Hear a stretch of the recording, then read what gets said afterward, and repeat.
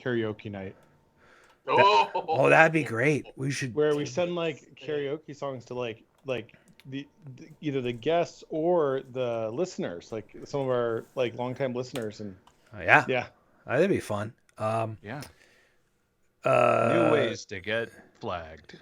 yeah, exactly. Well, we shouldn't get flagged because Adam it's. Adam zoomed in a lot on me, so I'm gonna It move has- my camera back. Watch this. Is it karaoke if you're doing it a cappella? I don't know the answer to that. Do we have people in the chat? I'm trying to check right now. I'm Oh, popping we- the chat. We do. Whiskey Flipper. Billy Seven's on. Excelente. Excellent. Test your might. Uh-oh. Test your might. Test your might. That'll get us flagged. Oops, we're Excellent.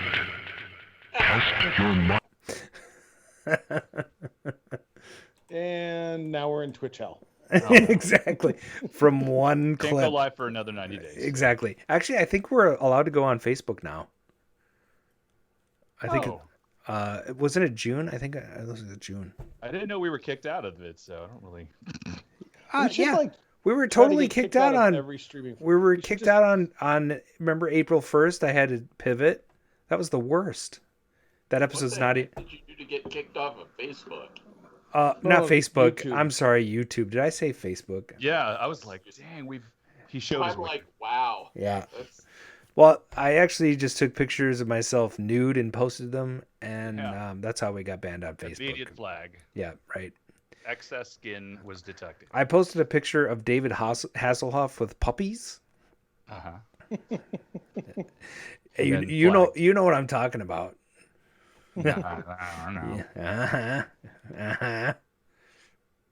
Where's the chat? I don't know. I'm trying to find it. I got back. it. We got Billy Seven in there saying, "Hey, this ain't dead, Mr. Hooper." He was particularly fond of your Mr. Hooper ad. I got a good Billy laugh from Billy. Pop out chat. Here we go. Pop out chat. Yeah. Where is the pop out chat button? I had to widen the browser window to get to the chat. It was hiding. And then you have to go down to the bottom, and there's a cog, and you click the cog, and blah blah blah blah blah. I That's think some good programming there. That's like good web Usability. We call it usability. you know it's interesting because here it is, chat. This chat button. There it is, right there. Oh, look at all those people in there. This is great. It's like we do a podcast or something. we don't. Hey, we don't do a podcast. It's just. This is Anyone just else a bit- real lagged, or is it my Chromecast? We seem to have a mix of lag on We our. do have a little bit of a lag, so get ready. Get ready not to read some lips. Oh, well, it's funny. I rebooted tonight to try to fix that problem. So that didn't work. I don't know if I have any. What have I been working on? I just don't like know. to talk in front of the mic.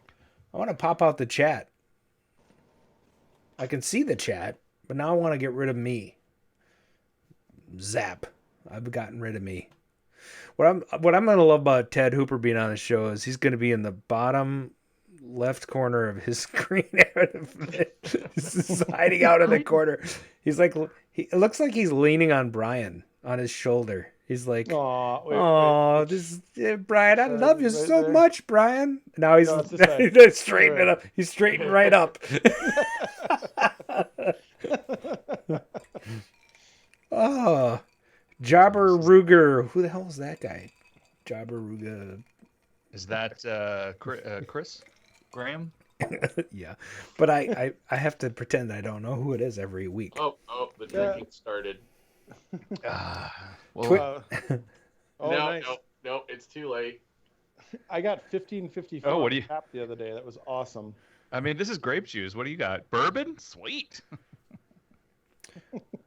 Breakfast stout in a bourbon barrel. Is that what it is? Oh, that's bourbon. Okay. So, Mr. Peabody says Twitch suck. I miss watching you on YouTube. Yeah, Tomorrow well, morning. YouTube kicked us off. I mean, what do you want? what do you want? God, leave us What? alone. They booted us. For something we did 3 years ago.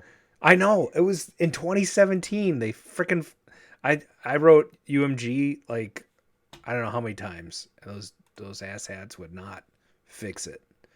So. Oh, is it another one of those fake music claims? Oh yeah, yeah. We played 8 seconds of a UMG song on our program, and they flagged it, and they subsequently shut down our channel. Well, they sent a DMCA to YouTube. Yeah, That's how you get channels shut down. yeah. From 3 gives me, like, a fucking whole years bunch of ago. great ideas. 3 years Yeah. ago. 3 years ago, right? It took that long. You should make like a really formal DMCA, like, looking document and mail it. No, Take it- down their pick- whole channel. Pick random like UMG stuff. Yeah. yeah. Well, if you make false claims, then you can also get like sued. So Yes, that would be bad. So Yeah. make sure they look like they came from Dan Reed. No. You pick a play out of the Blues Brothers and you make the address Wrigley Field. Yeah. Oh, that's funny. Yeah, they get there and they're like, So I lived in this 2-story house in a college that was a co-op living house, like 27 people living in the house. And it was amazing how many people on the 3rd floor signed up for the BMG Music Club. There were like 50 people on the 3rd floor. And so what's funny is like that happened the year before I got there. And then the year I got there, somebody actually legitimately tried to sign up for BMG and got this letter saying, "I'm sorry, but we are not allowed to send music to your address." That is good yucks right there.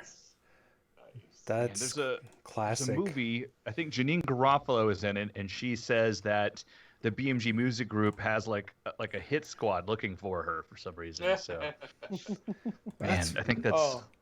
I think about that.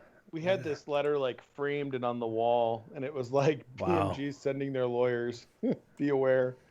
It was really, I mean, it literally was like 20, 30 people, something like that, like fake names had signed up because they did it all at once. They were smart. They It's- didn't do it like spread out. Oh yeah. That's how you do it. Well, and the other thing that's interesting. Oh shit! I didn't want to open that. Force quit. Yeah. No. It's That was the porn channel. yeah. Exactly. I'm sure this is the best part of the show for people who are like, what the hell is this show's about? This is supposed to be about arcade games. You guys are talking about freaking getting sued and porn and Janine Garofalo. yeah. What the hell? Oh No, Jesus! no, Everything oh. else was fine, but then you just went too far. Yeah, that's a no bueno. Reality Bites. That's the name of it. Oh yeah, that movie's. I've seen that. Never maybe. Never? I Really? can't. I mean, it's funny. It's like about video blogging or something, kind of. Is it really? Yeah. Oh, these are quotes tonight. This is going to be good. You know what I think we need? We need another round of Bob Zarzadek interrupts commercials. Oh yeah, that would be. Those are Oh, hilarious. and I just wanted to know, Adam, are you going to be passing out during the interview this evening? I mean, technically, he just falls asleep. It's not really. Loss of consciousness, kind of the same thing. Everything. It's about intent, I think. So. He says a funny thing happened to me on the way to the podcast. He went straight for the main vein. It was so I was so excited to Drinking get was a bit too hard. Bushnell on this show. I didn't eat anything, and then I drank like 3 martinis in a row. I mean, it was like a sleeping pill. I could not stay awake.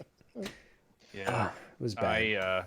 I've only blacked out on the show once, but I kept going. Like I just True it's story. like I was doing the show. I was doing the show, and then I woke up. It was the next morning suddenly, and I'm like, "What the hell? Did we finish the show? Like I don't remember anything." It's like, what? I don't remember leaving my computer. Man, and what's bad is when you go back and listen to it, you're like, "Holy crap, I was messed up." I made it to the show. Like there was a couple of weeks where like we got into the second hour and Mark is slurring. And it's Yeah, just- but I can tell when it's happening because Adam and Brian are like smiling and nodding. Yeah, keep going. Just let him go. Let him Right. go. Wind him up. Wind him up. And there's yelling, I think. Yeah. My wife's like, why was there yelling? And I'm like, I don't. Oh, that's classic right there. Billy Seven says Mr. Hooper will not get the standard re-invite. Right. And Mr. Peabody says he likes how you edited the video later, cutting out that part. Yeah. I just have the put original. Yeah, so- thanks. Thanks for that, Mark. I have the original too, and I still can't bring Is there myself to an watch image it. of him sleeping, because that needs to be a T-shirt now. Oh Arcade my radio, God. and then him sleeping. It's really so Why do we invite Ted on this show anyway? I was like, whose idea was this? This Speaking is of which, yeah. speaking of arcade radio shirts, I'm gonna save Adam. This is rare. I'm gonna save you. Okay, thanks. Dolly posted the other day that she was looking for a swimsuit, and I came really close to posting the arcade radio swimsuits up, and I couldn't find them, and I'm like, damn it! Well, And I looked they're in on- the Skype chat actually. Well, but I looked on Printify, which Uh-huh. we use, and they have now like the classic swimsuit, right? Like it looks like you put a shirt on and it's too long and then it cuts in. Yeah. And so it was really funny. She was talking about looking for one, and I came really close to making an arcade radio, and all the artwork's off Printify. So That's funny. we might have to send her one. Well, we probably should get this show on the road. I mean, it's getting to be that time, don't you think? Yes. Mark? The play. It is. What? Cheers. Cheers. Oh, yeah. This is a poor planning. I'm almost done. Okay. Ding. Wait, are you on call, Brian? I can't tell what's happening. I can get a beer. Oh, right. I'll go grab one during the intro. Okay. Greetings, Starfighter.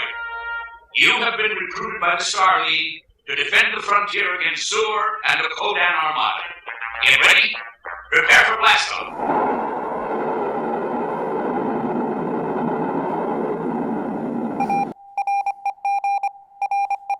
Live from KOIR Studios in Oh boy, that was terrible.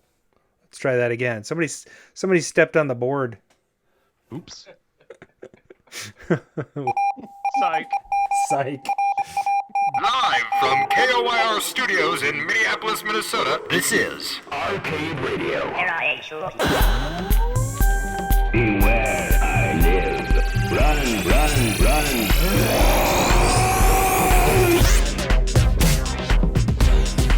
We should do an acapella version of this.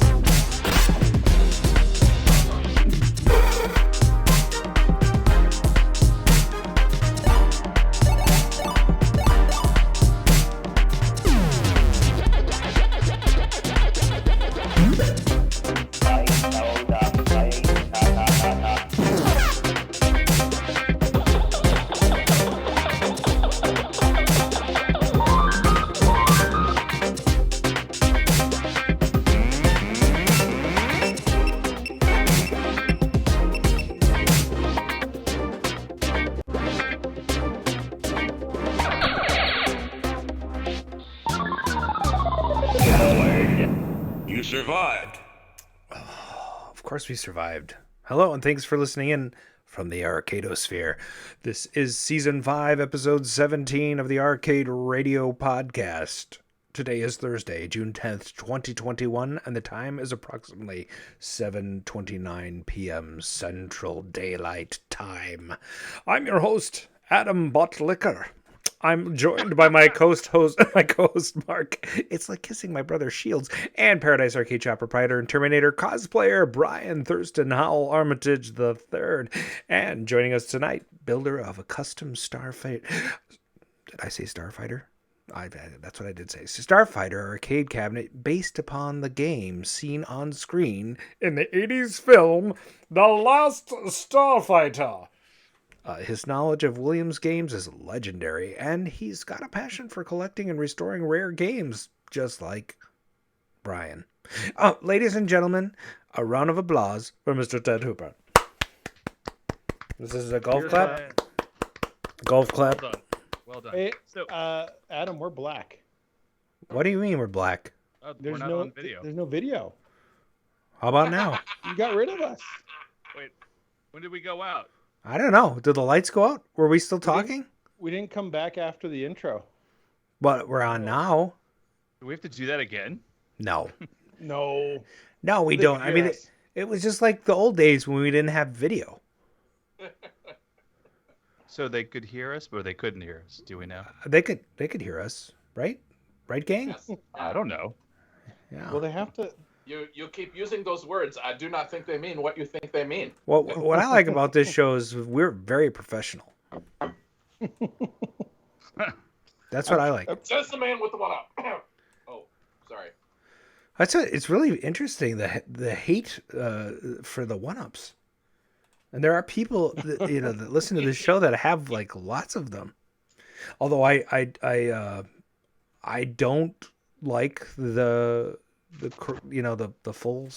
quote unquote full size ones at all. And I don't like them because they are the reason I couldn't remake Warlords, and they basically blocked me out of it. Yeah, they probably went to them and said, "This is a guy trying to make this game called Warlords. Is that fun?" And they're like, "Yeah, we'll do it." Yeah, exactly. Hey, so Adam, Yeah. you know how every week you have a different name? Could you look at the name that you are today? Could you just take a look at it and repeat it a few times? Adam Bottlicker, Adam Bottlicker, Adam Bottlicker. Anything weird about that? No, No. I think you were No, trying to sounds say totally you're normal, right? you were like butt licker, but it's Oh, there you go. so but I don't say robot. I say bot. I say robot because I'm No, but because I'm American. this was my wife's idea. Oh. She's like, you have to make him say butt licker, and I'm like, Uh, I think I can do that. yeah, well, bot bot liquor. If you don't say bot, I thought it was funny. Like I was going to the liquor store. Yeah, so did I. Adam bought some liquor. Yeah. Boy, That's that was fine. that's an epic fail. I mean, it's not like it said Michael Hunt in the inside of the library book or anything. Oh, wait till 2 weeks from now. All right, Yeah. all right. Hanging out with you guys, I'm gonna have to shift to the bigger drinking Oh, container. Okay. Here's the top of it for you. You should have known that already by the whiskey and bourbon I serve you when you come by. Hold on. Oh, Oh, oh my goodness. oh yeah. Yeah, that's a little tankard you got going there. That's great. A Stein. Yeah. You know how sad it was? Whiskey Flipper said Adam has a Minnesota accent. They were harassing me for having a Minnesota accent out here in Colorado. They were I harassing. do not have a Minnesota Oh. accent. Oh, you Oh, do, sir. yeah. I'm No, afraid. Somehow the Hawaiian accent is worn off. So. You know what's funny is he's from Connecticut originally, so upstate, and he's kind of upstate, so he's still kind of Midwesterner. He's But- from Canada. He's from Canada. No, he's Oh. not. His parents are from Canada. I get the A's, the O's. Although he does, Take off A, you hoser. yeah, he Oh, does. that's He awesome. does say rather instead of rather, which is weird. Very That's elegant. his education, not his. It's like Dan. It's not Dan Rather. It's Dan Rather. I'm gonna disagree with Whiskey Flipper. The Minnesota accent is a completely different than a Canadian accent, and actually, Yeah, that's true. Canadians have completely different accents depending on where you are. Like if you're in Newfoundland, it's very different than no, British Columbia. And anyways, He The says. French. I mean, he says it's Canadian light. I would say that's true. And as you travel north, it gets worse. There's some truth to that. There's some Yeah. truth to that. And as you Think travel, as you travel north, it gets worse. Because I have relatives that live in Thief River Falls, and it's a mess up there. They sound like they're from Fargo. The movie Fargo. Yeah, Thief Where- River Falls. What does that even mean, Thief River Falls? Well, What it's happens? that's it where means the that's where you get DigiKey parts from. Oh, nice. yeah, Are exactly. they from China? Because No, they're from Thief River Falls. Everything's from China. Come on. Well, I guess mostly. Hey, let's do a segment. I think that'd be fun. why not? All right. How about what have you been working on? Well, you want to start with what you've been working on? Or are we going to put that somewhere else? No, that's fine. I think we could wait till the end for that. I don't know. Oh, sure. Yeah. I Big- liked what you were playing. That's Yeah, that's Brian's new bumper. Oh, I got a bumper. I always felt that the That's true very Castlevania. stars at Atari was engineering. Oh, you're an inventor. Yes, I am. What have you invented? A lot of things. Like? Like a lot of things. Like things that you've heard of. Like? Well, things that you will have heard of, okay? Patents are patent. Arcade gadgets with Brian McLeod.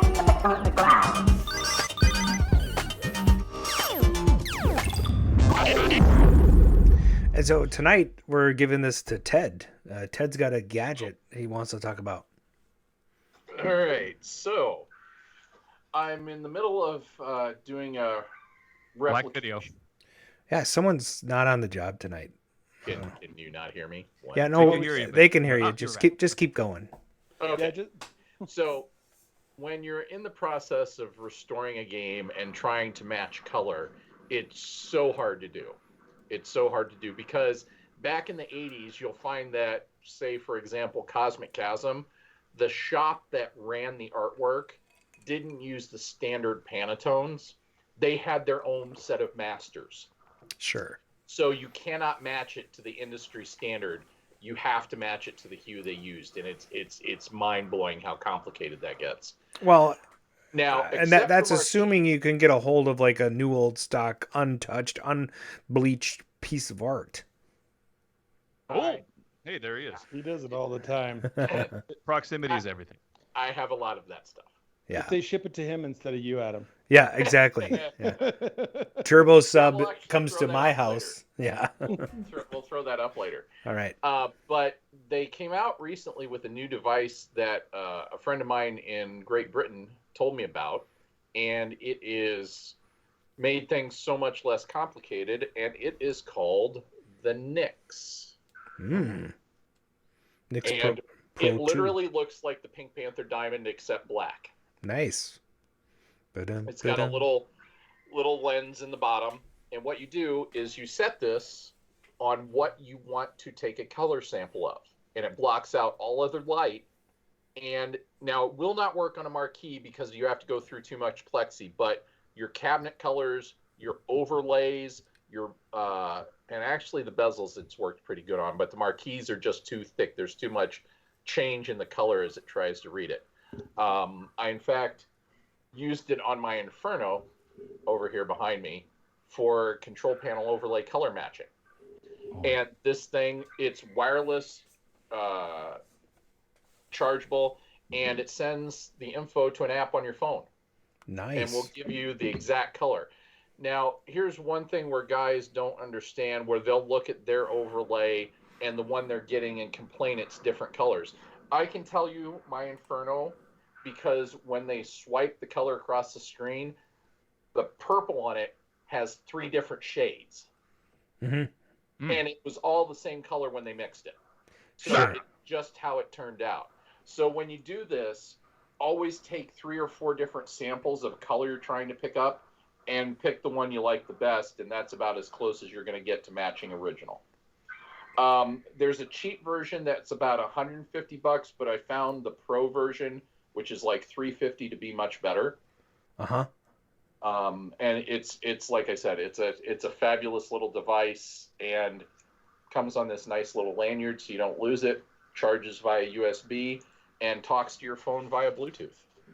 And it's one of the neat things about it is not only does it give you the color, it gives you RGB, CMYK, other colors, and it allows you to adjust the lighting that it is actually applying. So it'll actually, like you can say, do you want ambient light, sunlight, white light, and you can test the colors in those conditions. Yep. Very cool. Yeah, so I've used it now on about 3 different projects, and the results have been just spectacular. Brian, don't you have one of those too? I do. Although it's really funny because the problem I have You're doing is I marquees. can match the color perfectly, but then I've got to get the printer to output the color. And the printer I'm using is mostly for marquees. So it has been an educational. I think I printed up 18 iRobot marquees before I got the colors matched. Oh my gosh. Oh, are you selling those rejects? Because that sounds like a fun. Well, no, I was going to, and they were so bad. So I took a razor, and so we actually learned a couple of things. One, we learned. Well, I can go. Well, there's 2 sides to glass. Yeah. There's the side that they float on the water when they temper it, and the atmospheric side. And the side they float on the water has better adherence. And we had printed all our original marquees on one side, and it worked great. And then these new ones we printed on the other side, and it wasn't working as great. So I was able to scrape them off, luckily, so I didn't lose like a lot of glass money. But we also bought a tinning sensor. And so now we have a sensor that can tell you which side of the glass you're printing It's to. the right side to print on. That's cool. That's very But cool. yeah, the Nix, I highly recommend that if you have obscure art or art that not a lot of people have, you use it to set your colors for your printer to use or just share with the community. And it works on everything, like paint. It works on. I mean, it's really cool. If you can use it to match paint colors. It actually gives you paint codes to go to the store with. It's a really neat device. Very cool. Wow. So there's our gadget for today. Oh, perfect. Nice. Shop smart. Shop is smart. Yes.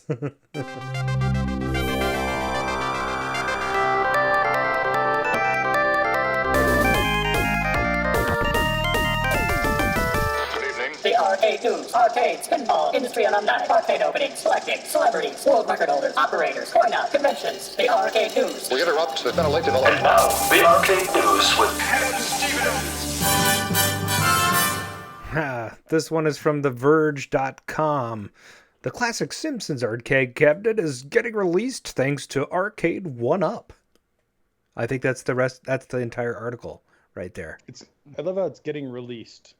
I love that it's finally, I mean, God, thank God, a you know. small, cheap version of The Simpsons. Yes. That will decay in 2 years, and I might bump into it and it'll fall apart. Finally. And it will wreck now we're creeping into the 90s kids games, so That's true. as they continue to do this, they'll continue to irritate more people. $500, exclusively at GameStop right now, I guess. As long as they don't want to buy like a real one, they'll be like, "Oh, I have my 1UP. I'm good." Yeah. And if you and actually I was watching CBS News this morning, and there was a sports thing on, and one of the sportscasters, because they're all working from home, had 2 1UPs behind him. He had a Galaga and a Pac-Man, and he was just grinning from ear to ear. They didn't give the guy the mic, which I thought was hilarious. It was just some dude with a couple of 1UPs sitting there in the news segment. It's pretty funny. Where was the story posted where they had some guy had like built his arcade and he got like the fluorescent carpet and it was all 1UPs? I don't know. Hold on. Was that Canada? I did see that. I don't remember. It was just like I saw with duplicate carpet was part of the headline, and I'm like, yeah, right. Well, that ain't the only thing that was duplicate. So. So if you mix up the letters in GameStop, you get GameSpot.com, and they're reporting on Polybius for some reason. Polybius Quarter Arcade pre-orders are live. Own the game that never existed. Polybius is an urgent legend. The Urgins. Yeah, the Urgent A race legend. Men in Black. Yes. They went out before their time. Yes, it's an urban legend that has been around for a few decades, with stories detailing a supposedly mind-altering arcade game planted by the government in Portland, Oregon. No evidence. And there's no evidence that exists to actually prove it was real. And it just seems like this popped up, I don't know, pop culture over the last 10 years or something. It was in the Simpsons episode also, which is 15. It's been around a little longer. Yeah, but so now it's been around from RGVAC days. Right. Oh yeah. First it started on AIM and then moved to RGVAC. So really, both of these news articles play off each other quite well because they did have like a Triangle arcade game, Triangle Man or something, which I think they might be giants or something, and then next to it was a Polybius in the arcade. Anyway, it's available from Numbskull via its Quarter Arcade line. The Polybius replica costs $144, which seems like a better deal to me than any 1UP ever. Yeah, correct. Unless Billy Seven and Mr. Peabody do want an Exterminator 1UP. No. Well, actually, that might be not so bad. It would probably work better than the original. So it's $144 via pre-order with an expected release date this August. I wonder if we'll ever make it through an episode where you guys don't get suckered into saying Exterminator out loud. It's just I never do it. I just Who gets suckered? You did. It was you this time, actually. I didn't get suckered into anything. I willfully walked into that one. Oh, yes, of course. I forget. You're fired next week, by the way. It was previously available via Kickstarter. I backed it after trying to convince myself I didn't need it. Is that true, Mark? You backed it? Yes. Okay. Correct. And because it's not based on a real game, it doesn't contain arcade ROMs or anything like that. So, interesting. So it'll play spooky visuals and sound effects to hypnotize you, and back functions as a USB power hub. It's interesting because it's Numbskull games. But it's just basically a big arcade-shaped power hub. Yeah, kind of like for my USB. those fellas over at Retro. What the hell's the name of that company? Retrocade. No, it's not Retrocade. Yeah, the guy's doing like the mini cabinets. Yeah, the little those play. the Replicade. Yeah, Replicades, right? Yeah. And they do a little coin, a rogue coin machine, which is kind of cool. Oh, that is true. And they actually did pre-orders for a blue version, which I have not seen. I ordered one, so I'll have both the blue and the wood grain. So, I mean, I'm ready for a row machine. Bad self. Yeah, I have a sign ready for my row machine. I've shown it to you, right? I don't know. No, I actually have a row coin machine. Oh yeah, look at this. Oh yeah, I need that. I could just make that. It's just what? I can make a smaller one. Well played. Yeah, I like that. That's good. All So right. that's it for the canoes. So I think Are we gonna do the price, please? We skip Yes. Yes. Must have price. all right. Let's boy, I haven't done the price police in so long. All right, Oh my God. here we go. It's been a fortnight. I'm just gonna leave it the way it is.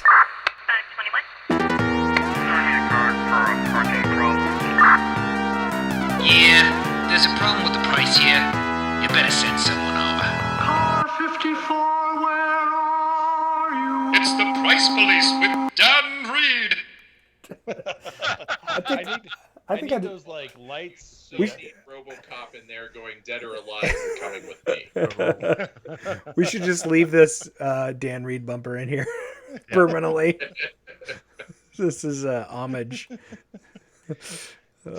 So, a week ago, well, about 4 or 5 days ago, the local Craigslist out here in Denver, a $15,000 Cosmic Cruiser popped up. Now, the backstory for this is what's fascinating. 4 weeks ago, a $100 Cosmic Cruiser popped up. A friend of one of the previous guests of the show, John Exedy, contacted the lady, said, I'll take it for $100. John said, don't wait. They made arrangements to pick it up the next day. At 3 o'clock in the morning, we'll just call it what it is. Lonnie Dawson, who's kind of a local legend, who is a convicted pedophile. Oh, I think we did a show on that featured. Writes the lady and says, I'm going to be at your house at 8 a.m. and I'm going to pick the game up. She made the mistake of putting her address in the ad. And he shows up at 8 a.m. and basically says he's not leaving until she gives him the game. And so buys it for $100, turns around within 2 weeks, it's up for $15,000. And the saddest part about this whole thing is the person who's making the flip on this. I mean, like, that's a game where if you get it for $100, you're scoring and it's amazing. But the person doing this is really just not a good person. Phil, And absolutely. And Kill him with fire. He stood on this lady's porch. She wasn't home. Her son was home. And he basically told them, I'm not leaving until I leave with the game.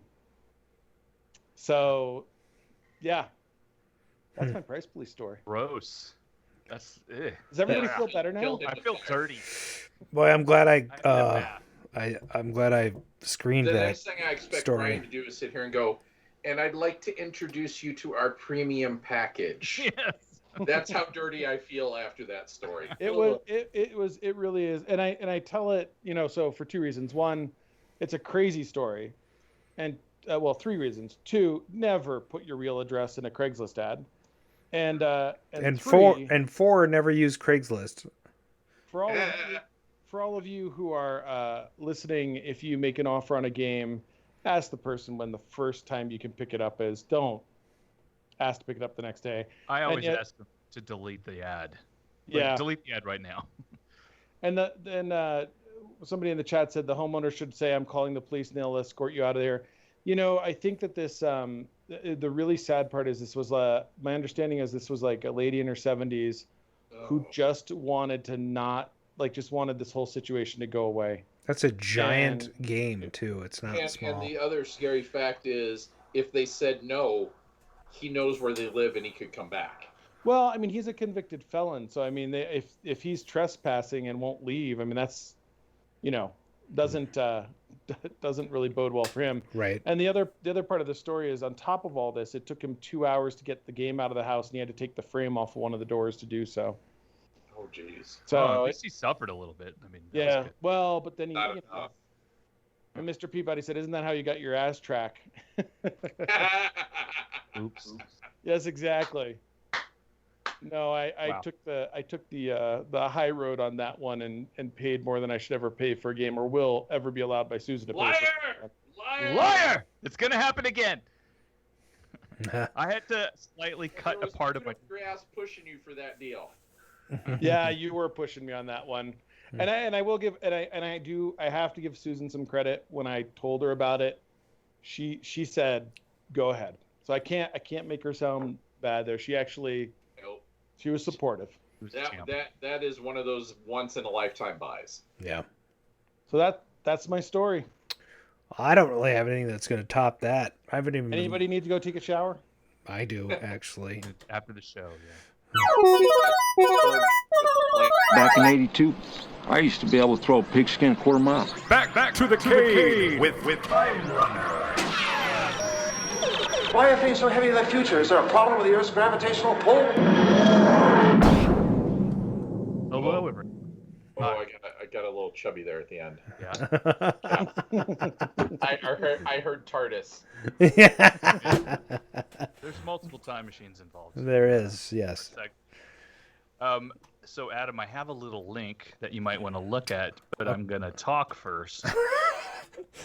Thanks for. I'm gonna say some words. I got words to say.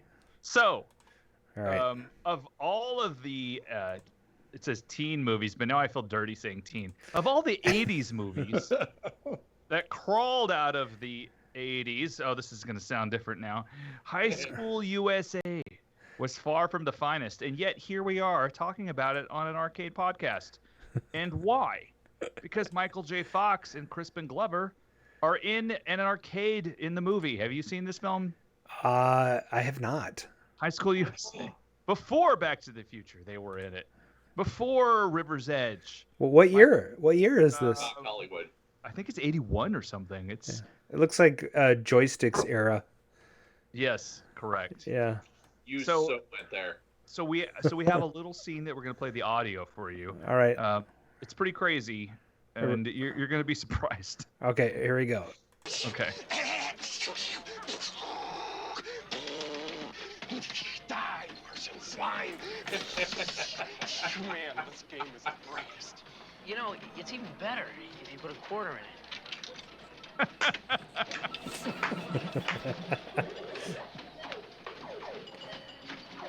What is that, a Zaxxon? Yo, Arch, can I talk to you for a second? He's not available right now, JJ. So, you want to give me your phone? Oh my God. Okay, he's available. JJ, I already told you if this is about my father's car, it's out of the question. Hey, Arch, we've been through this before. I'm only going to need the car twice. Once to get the feel of it, and once for the race. We're talking about a total of a half hour. My father won't even let me near the car. Arch, I don't want to split hairs with you, but you haven't got a license. Friday. I get my license on Friday, and you still won't let me near it. I'm getting nowhere here. I'm going to go over to your house, and I'm going to talk to your dad. It won't do you any good. He's out of Monaco town. GP. He won't be back for 2 weeks. Way to go, Big Mouth. You're such a total lame-o. Why ain't you tell him the keys are in your father's drawer, wrapped in his bikini underwear? Wow. Nice going, Chucky. Yeah. Now who's the bigger lame-o, you or me? It's a tough call. We may have to go to a tie-breaking question on this one. And they're on a Tempest. It's so weird. It is. That is. Now I want to watch it. That's. I don't think you pushed the video up. I don't think he did either. But well, I better didn't. safe than I sorry. didn't because it's just a link. I don't have. Right. Yeah. Yeah. If So, you want yeah, fancy, you got to tell me in advance you want fancy. Correct. No. The audio is fine. I mean, so guys, check out High School USA, Michael J. Fox, Crispin Glover, amongst other celebrities that you'd be like, what? But yeah, it has several arcade scenes. Pretty insane. Sweet. Oh. So, yeah. Yeah. Excellent. Now's the time. Oh, wait, are we gonna check the voicemail, or do we do that after this? We do that after this. Okay. This is where we ask you what's in the juke. Oh. Okay. What's in the juke?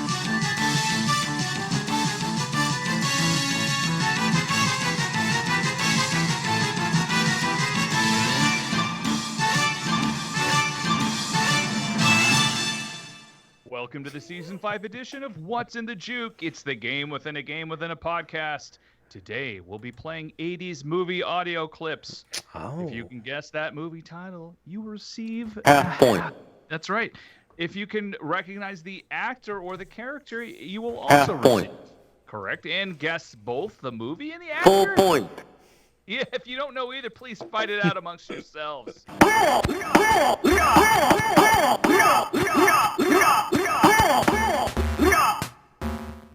Now that the fighting is over, let us Good. begin. Boy, we go through a lot for that, don't we? Yep. All right. It's so worth it. Test your might. That's not part of the show. Oh, Mr. Peabody has some kapows that he was able to put in. That's pretty awesome. Oh yeah. There's some fun things you can do in the Twitch. I know. In fact, if we get people following us, we can actually have like special emoticons for people that are like following us. Oh.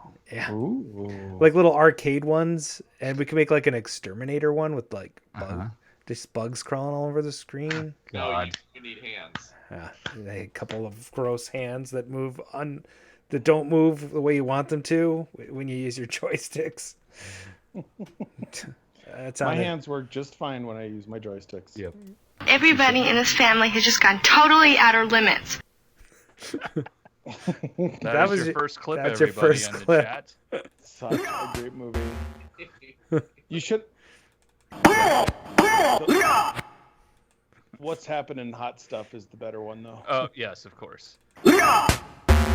We love to sample from this movie, so. And we have some chatters with some answers. Yes, it is not Mortal Kombat. Mr. Peabody is right with 16 candles. Yeah, and But the who actress is... And or Molly Ringwald. You or got the- both. You got full point. So much easier for me to carry the half over the half. Okay, good. Yeah, Full we need point. some- we need Mol- some participation here. Is everybody that lagged? Or tired. I don't know exactly. it is sort of hot in Minnesota lately. It is. Good Yeah. job, guys. It's kind of balls. Oh, you should put that one on. Oh, yeah. It's hot. Damn hot. It's hot in the hot tub. And it's actually not Molly Ringwald. It's Molly Ringwald with a D. Close enough. Yeah. It's not Molly Ringworm. For a man who uses that much hair gel, relax. It's not gel, Dick.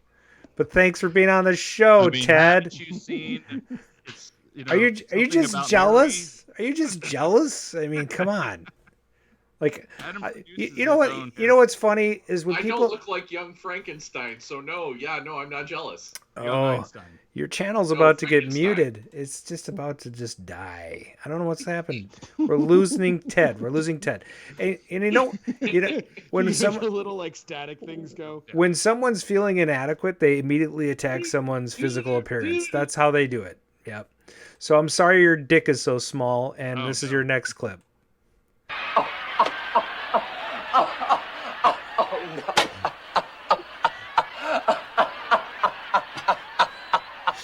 Well, at least somebody laughed at that joke. It's like Okay. a super edit. That was like the perfect clip there. Flipper. With the- Crispin Glover is correct. Yes, correct. Back But to you. Tiff is not correct. If somebody gets there we go. S1500 was Back to the Future. Yes. Back to the Future. It was BTTF. BTTF is Yeah. Back to the Future. No, it's Bluetooth tongue fork. That's what that is. Oh, wow. Wow. Yeah. I mean, his name isn't Crispin with a crisp. It's fine. is it, Phonetically, it's okay for me. did you say Crispy Glover? Close enough. Give him a point. Full point. All right, so full point for Brian. Okay. That's the Canadian spelling. That's awesome. BTTF, the universal answer to WITJ. Right. We would like to get another. Hey, I dose of didn't BTTF. invent WITJ. That was somebody in the chat. Okay, here comes your next track. Hold it, fellas. I'm afraid you're just too darn loud. Next, please. I actually had that clip all. Really? How easy can you get? We gotta do some lobs out there. Yeah, no, I mean, we don't want to spend a whole lot of time Yeah, on but this. there's lobs and there's limp-wristed from Revenge of the Nerds. Man, I would just punch you in the nuts if I was in person with you. I would just You like need Whiskey we would Flipper, another we would get along for like. to reach my nut. Well, I bought a new chair. It's but, oh my god, this is Debbie Does Dallas is Mr. Incorrect. Peabody's Not answer. Debbie does. I'm gonna give a half point to Debbie Does Dallas. Half point. Yes, that's, I'm a fan of the car wash. all right, okay. I've seen the musical. All right, here comes your next clip. Rocky Road? Oh, that's a tough one, actually. No, that's an easy one. No, oh, that's The actor, I think, is tough. The Yeah. movie, Sylvester Stallone. No, wait. yeah, no. The actor's a football player. Rocky Road? I think he beat his wife. Let's not, It is the Goonies. Correct.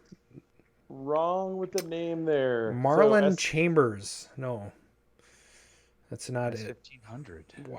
We'll take the character name too. You could just Yeah, you can do it. Nope, Chunk is the kid.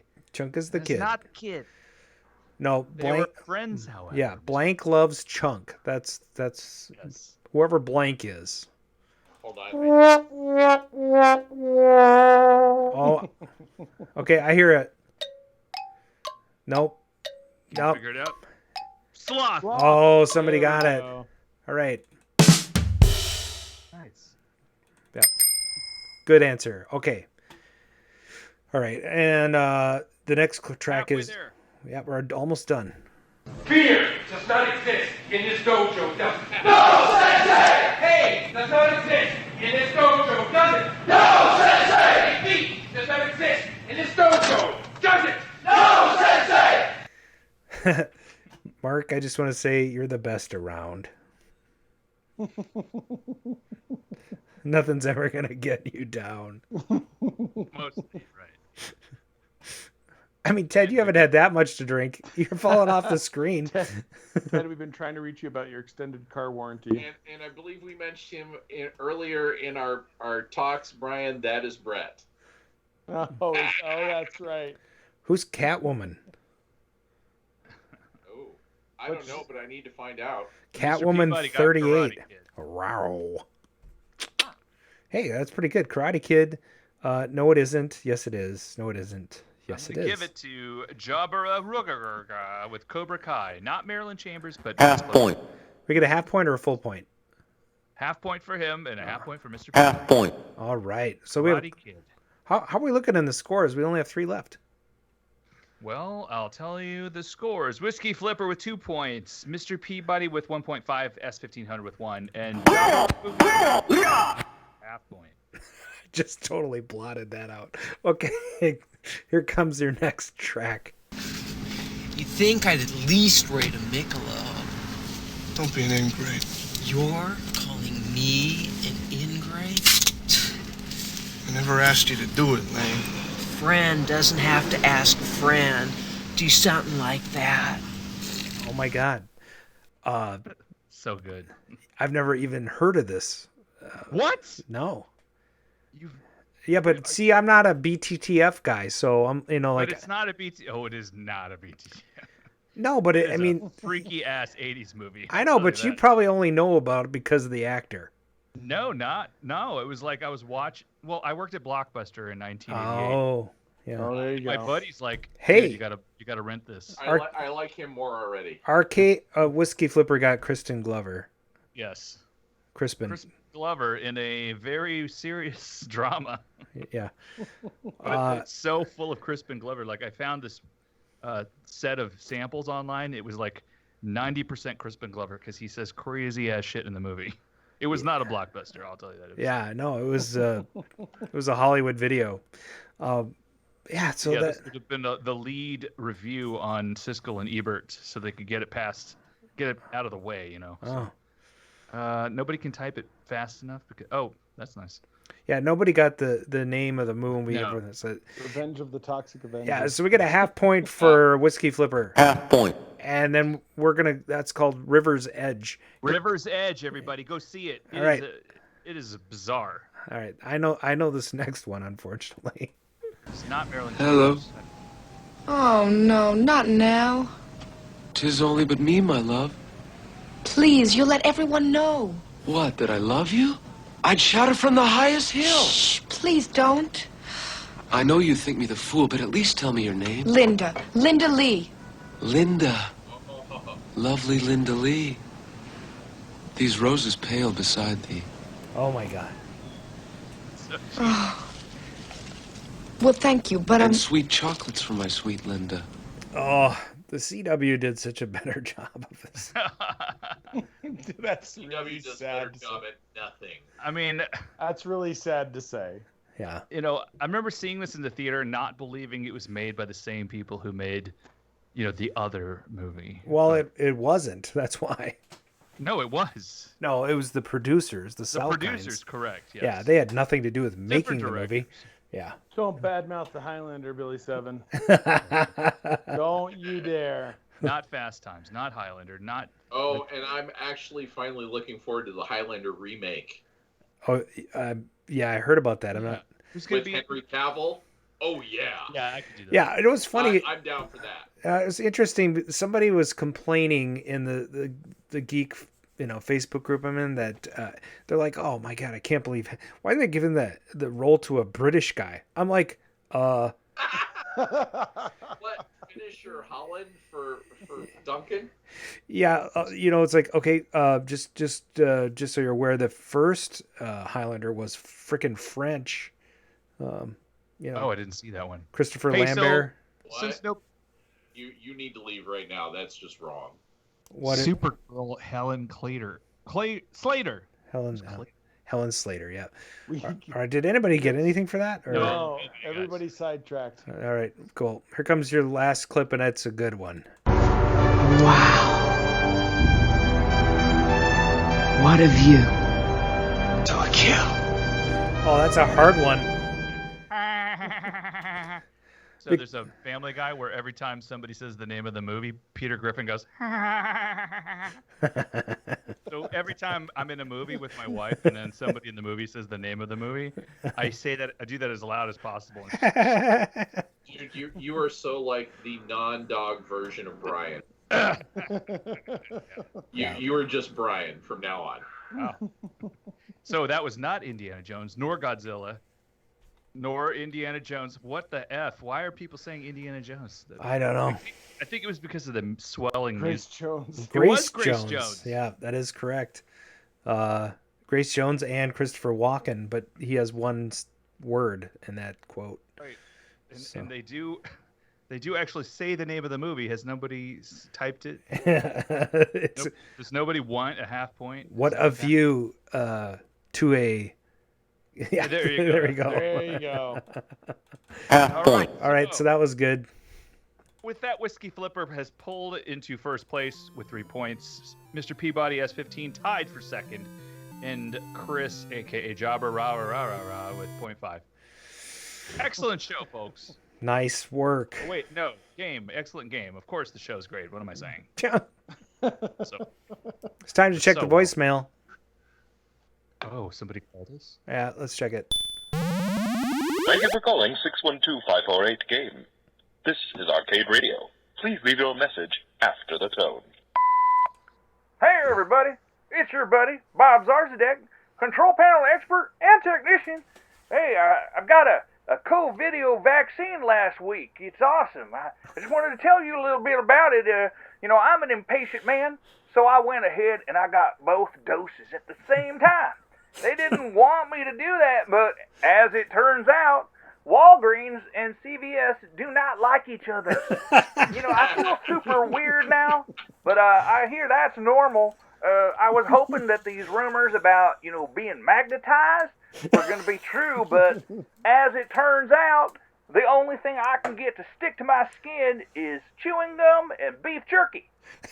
Yeah, it has to be somebody else's chewing gum for some reason, but it can be my beef jerky. I don't know.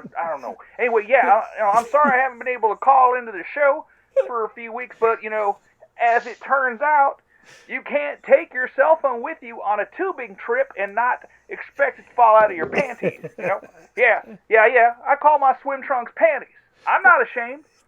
Okay, I feel like I've been talking here way too much. Say hi to Mr. Hooper for me. Snuffleupagus is real. I swear, I know you think I'm lying, but as it turns out, I just had a lot of wine the last time I saw him walking in the alley.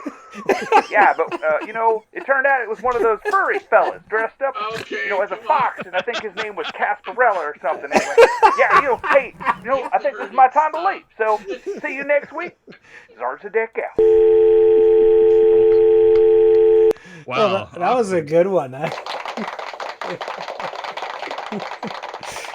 I don't know. I thought that was pretty good.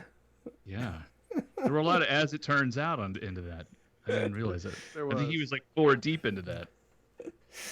Oh. 4 deep or horse deep? Somebody take away that guy's tankard. Wow. Stein.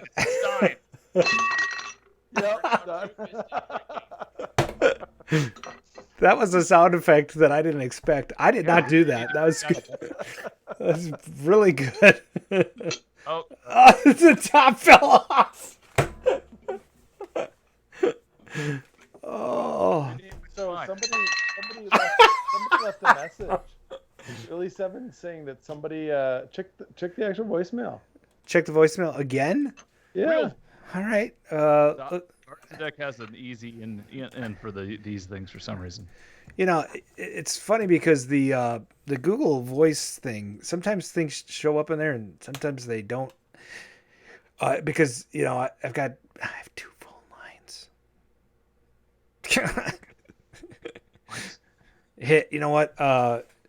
Google Voice, and the problem is I'm not on my account here, on my Arcade Radio account. Let's switch over to that.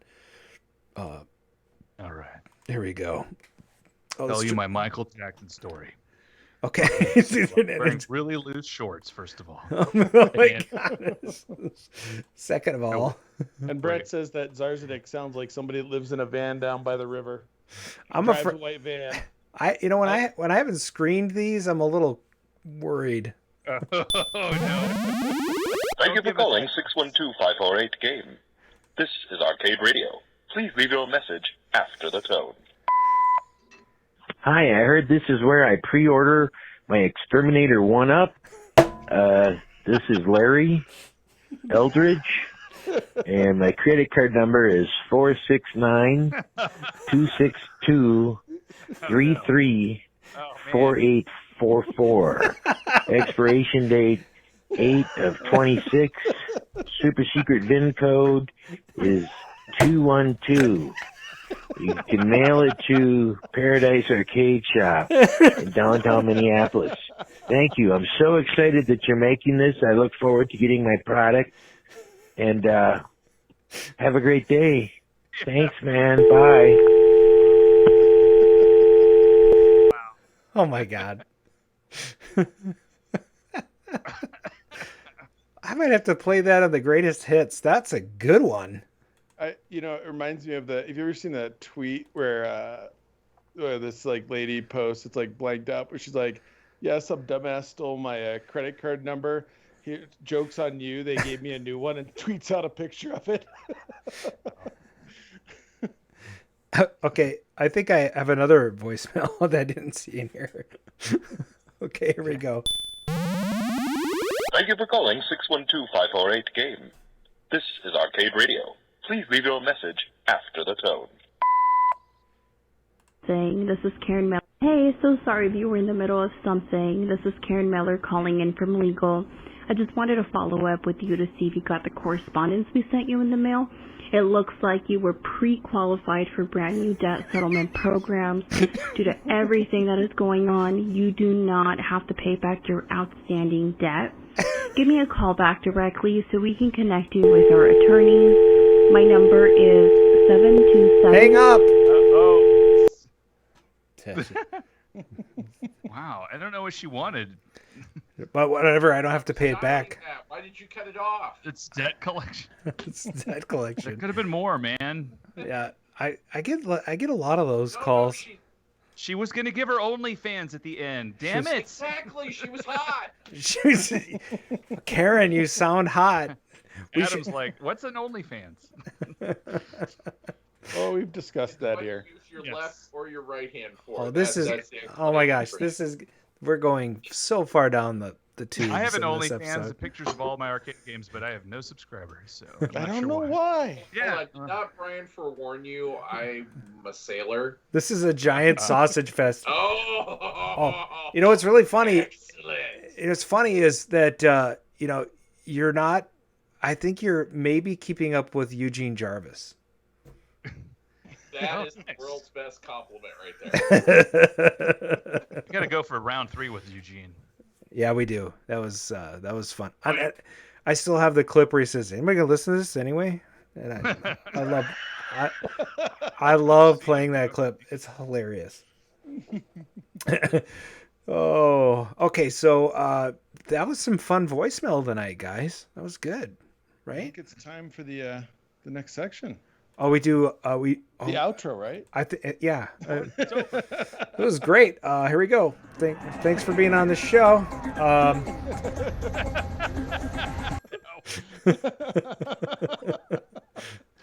This is. If you feel like giving it to our Patreon campaign. What are you doing? No, for you, it's OnlyFans. It's only...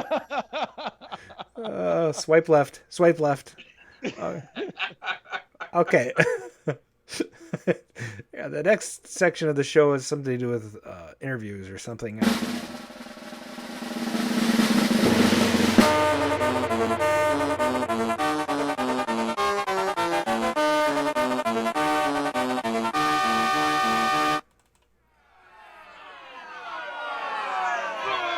Boo! No. This is a part of the show where we interview people that are important. Unfortunately, we don't have a guest tonight, so it'll just be Ted Hooper filling in for the blank space in the interview portion of the show. All right. Ted Hooper, welcome to the show. Yes. It is, I'd say it's an honor, but so far it hasn't been. So. It's been a dishonor. That's okay, because afterwards you are not getting the courtesy reach around. It's a wraparound, I think. No, reach around. I do own the website handjobsforcheap.com. Oh my God. Bought it during the show. Just pull out. This is such a sausage fest tonight. How many? We got 20 people. Only like 5 people have dropped in the last.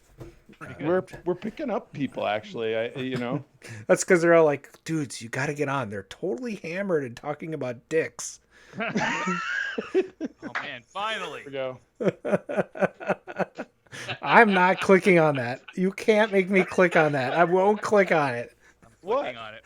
Oh. It says I don't. It says under construction. I'm proceeding. Who's John Breen? What the? Yes, that's a hand surgeon. Oh, handjobsforcheap.com. Oh my yeah. god. Not funny, but funny. But funny. It's good. Oh, where's a commercial so I can go get a hit on the bong? Hey, do we have a commercial we could play? That'd be fun. I don't I tell you what, I think Arcade Shop or Quarter Arcade or Paradise Arcade is too cheap to pay for the sponsorship. Oh yeah, it's true. Yeah. Definitely too cheap. Yeah. There's I think it'd no be Starcade TV But commercial. I hear that if you offer Paradise Arcade Shop's wife some glow in the dark Oh my cookware, it's all in then. Oh yeah, Oh, yeah. that is 100% true. We did 9 hours of shopping for that last weekend. Oh man. Any success? Oh yeah, she bought about 15 different things. And don't get me wrong, as much as I'm burning his balls on this one, it's gorgeous stuff. It is pretty cool, but I think our house is radioactive now. Yeah. We actually, when we have Adam over, we actually intentionally put the food he wants into the bowls that are radioactive. Yeah. I wear a hazmat suit to their house now. I don't even take any That's chances. how Adam's hair used to be blonde, actually. That's a true statement. I think this is where Winston goes, I have seen shit that'll turn you white. Yes. That is the best movie ever made. I love that movie so much. And if you ask me again in 10 minutes, I'll say it's, The Big Lebowski. But that's okay. It is what it is. So good. Yeah, the sailor comes with no filter. Sorry, guys. So Susan actually sorry to digress, but she actually watched The Big Lebowski for the first time on the plane ride out here. Oh my God. This time. And so that is a double face bomb. We finished the movie here the last 10 minutes because the plane ride was too short. Oh, that's it. It was awesome. It was pretty funny. That's yeah. it. She's like, that's such a good movie. Yeah, so we should ask some questions, Hold on. I've got a couple of things here. Hey, let me ask this first question. Do you like monkeys? Only the ones that come out of Mr. Armitage's ass. Okay, hey, second question. Those little hook monkey things you used to play with. No. We're talking. No. It's not like. Oh God, it's like beads. Oh. No. Yes. Hold on, and then Brian shows you his O face. Oh my God! All right, we need to have a tour of the office first. Let's have a tour of the office before you're too tankered up to move around.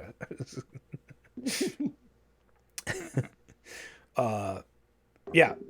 Oh, yep. There we go. He's moving. Did we lose him? No, I'm still here. Okay, good. Just making sure. I got a pulse on this whole thing.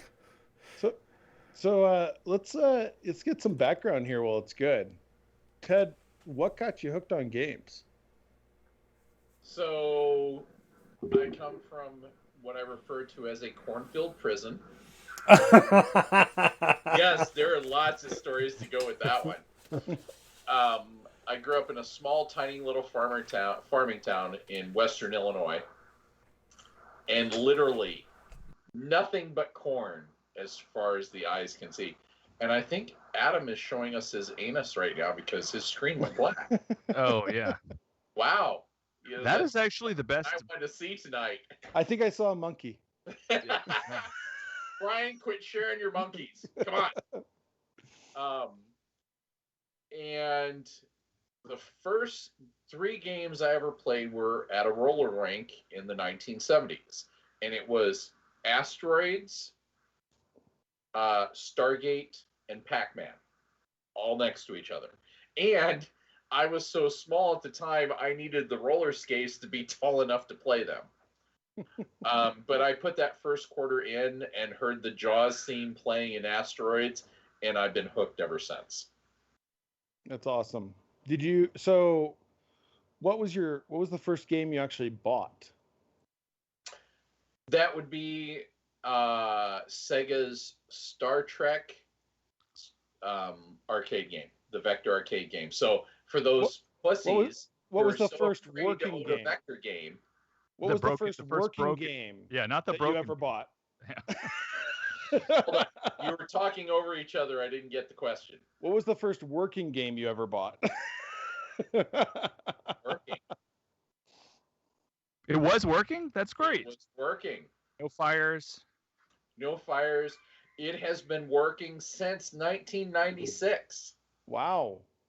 You'll have to come And when eBay first came out. The tax scan we put in the arcade ran for about 2 days and then tanked. Has it been resurrected since then, or is it still? No, it hasn't, unfortunately. So, first game was Asteroids. What was the favorite game of your youth in the corn prison? Stargate by far. Because it was complicated and not boring. I could never get, I have hands that can play that because I have like this, big enough hands. Sausage fingers. Yes. I do. Well, they were always called lunchbox hands, but but I could never get the hang of playing joysticks and buttons like that. I mean, there were too many buttons for me. Right. It's like all the things you had to do. I never got the hang of that game.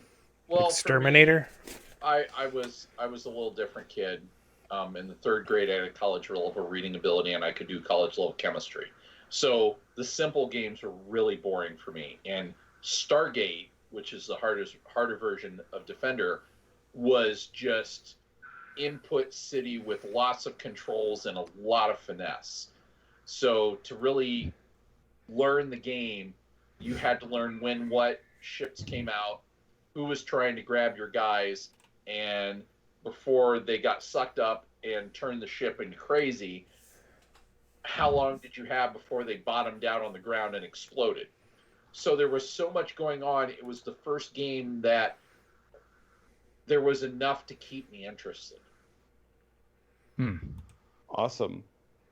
Yeah, I love that game. What did you find as far as the controls was the first thing that you mastered? Like you're like, I am 100% on this. I'm going to go to the next thing. Like what was the first part of Stargate really that you got good at? Changing direction. Yeah. Yeah, I'm still like, you can change direction? Yeah. The reverse button. Like, reverse, that is my go-to button. Yeah. I'm about to get hammered by all the little tiny guys. I'm going the other way. See right. Ya? And then hyperspace. I'm behind you. F you now. Right. That's interesting because a lot of people that give tutorials on that game say that you should never use the reverse button. Yeah, well. I always wish the reverse button was part of the joystick. Yeah. No, I wish the fire button was on the joystick. That could work, but that was the thing that always threw me about that game. Well, one of the things, but I wanted to just go this way, not hit the button to go that way. Mm-hmm. Yeah. That would be weird. I don't disagree. Well, I honestly wish it were a four-way joystick instead of a two-way. Four-way analog. Four-way joystick with that on top, and then your smart mom, your invisible, and your hyperspace as three other buttons. That would be pretty sweet. I guess you could wire it to where you get a four-way joystick, and then just put left and right would both hit the reverse button, and then hopefully it would work, right? So if you're hitting the direction that you want to go, it's going to do it. But, at some point, that's what they created. Why change something that is so epic? It's like, why would you go in and mess with Robotron? It needs nothing. Oh, well, yeah, a perfect game, which I just got, by the way. You got one. Well, welcome Finally. to the club. Yeah. That's one of the things that we've talked about on the show a couple of times with the designers is like how the original games weren't just the game, it wasn't just the program, it was actually the controls. Like one of the comments made was Berserk is an easy game if you have a decent joystick. Part of what makes it an entertaining game is that the joystick's terrible. Right.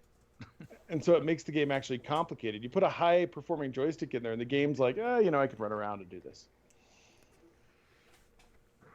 So what? 3 different engineering days, and the amazing things they did with the incredibly limited technology that they could do is just astounding. If you ever really dig into how they made all this stuff work, it's amazing we got the experiences that we did. Yeah. So Stargate was your first Williams game. My first Williams game love, yes.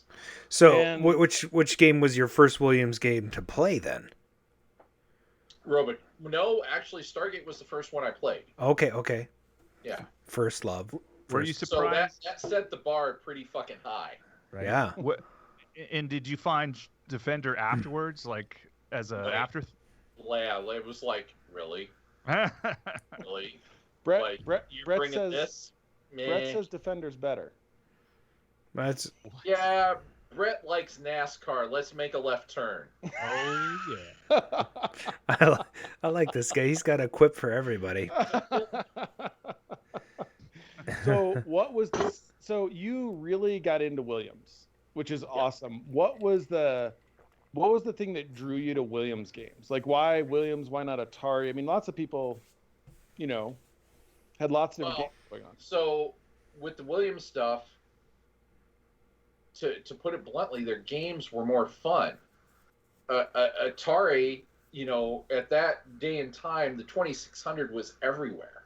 Yep. So their arcade offerings at that particular area were pretty shallow. They weren't much better than the 2600. I'm like, I can go home and play this.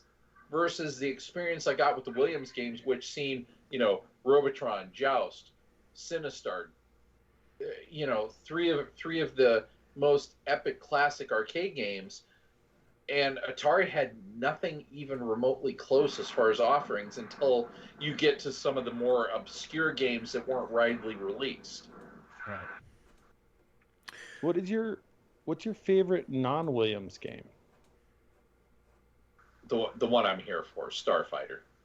Oh yeah. Well, let's see. That's cheating. That's cheating. Hey, he asked.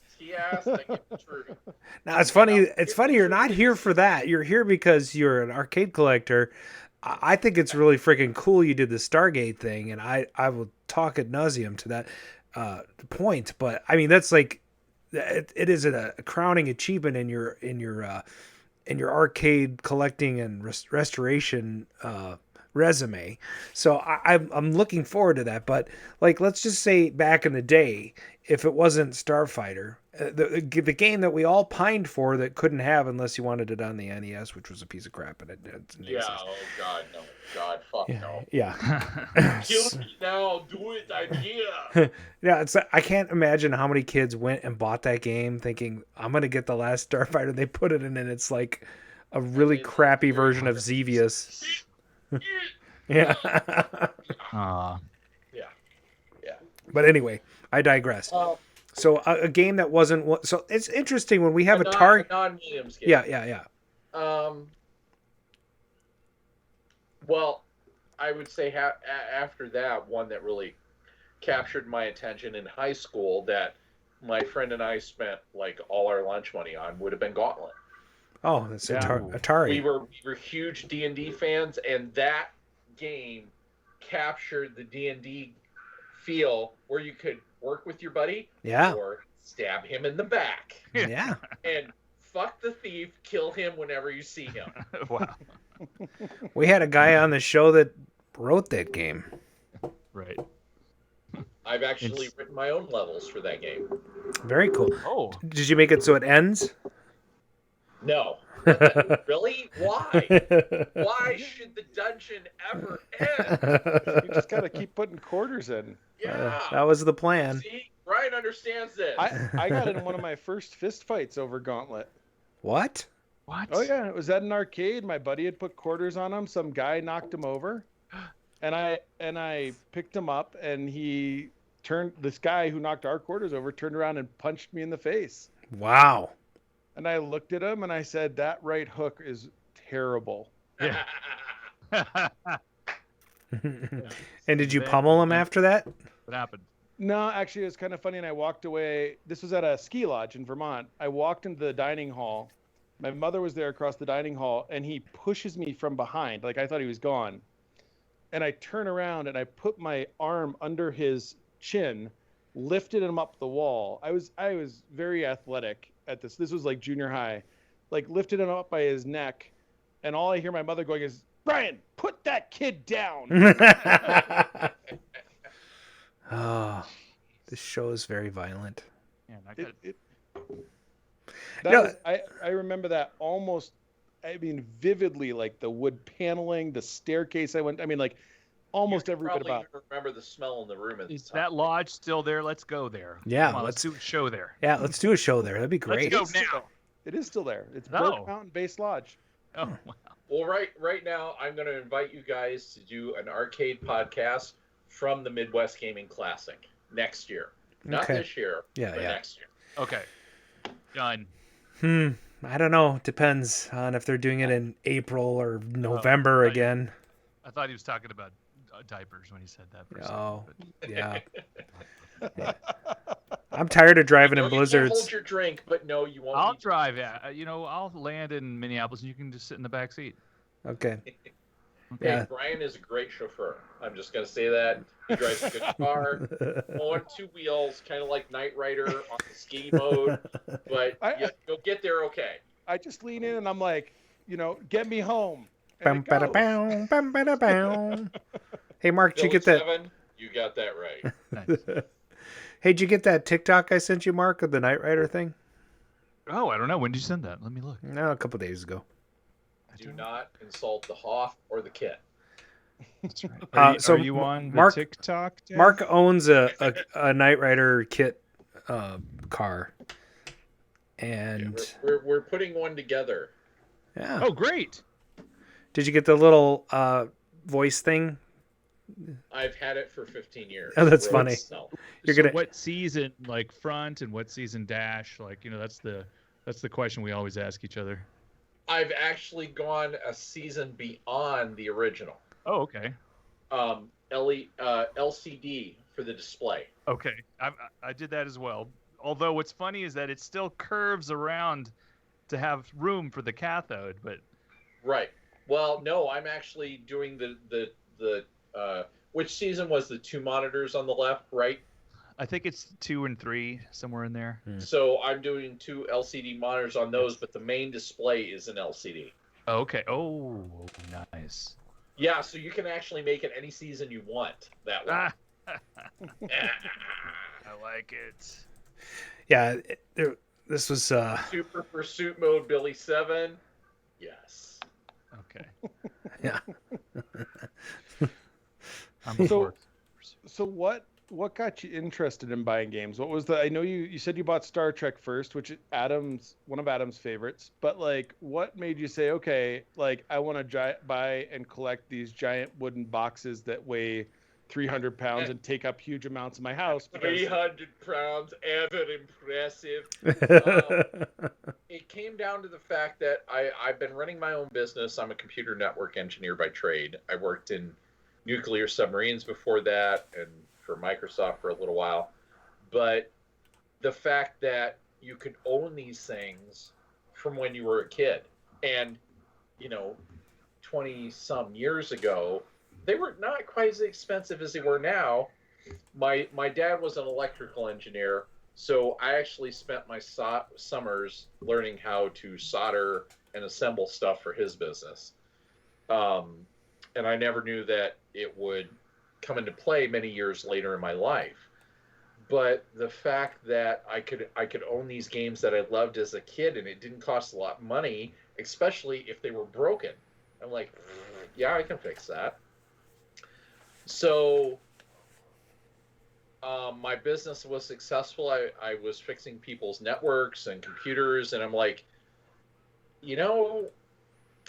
well, I used to restore classic cars for fun, like down to the frame, wiring, the whole works. And that took too many years and too much time to do a concourse level restore. 3 to 5 years for a car. And it's like, that takes up too much space. But I enjoy the process. And when you get a game, it's like, ooh, okay. A lot less space, a lot less time, limited on what you have to do to it. And after I got my first game, I'm like, I got a lot of room for a lot more of those, and I can pay for pennies on the dollar versus now. I mean, back then you could buy a game for $1,500, and if you were willing to put in the effort, you could fix them and get them running. I would say 20 years ago, I bought 3 Star Wars cockpits for a total of $750 versus cost today. Yeah.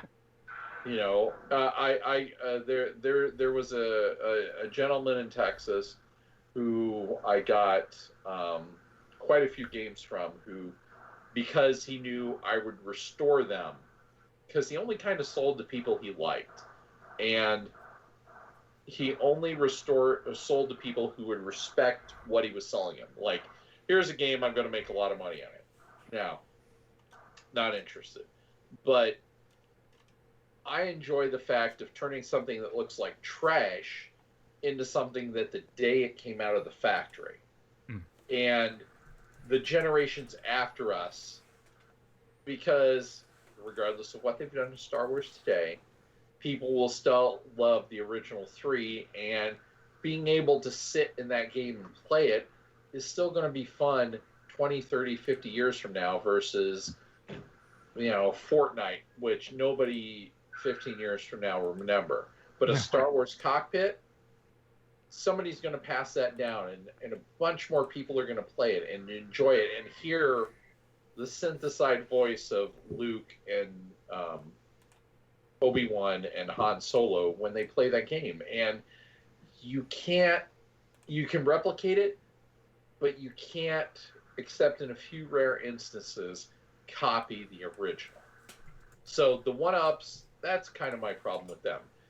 You know, great, let people enjoy these games who can't afford the originals, but it's like Discs of Tron. Unless you're playing with that push-pull controller in an environmental setting, you're never going to know what it feels like. You're never going to know what it smells like. You just can't get that. It's like sitting in a 67 Ford Mustang versus one today.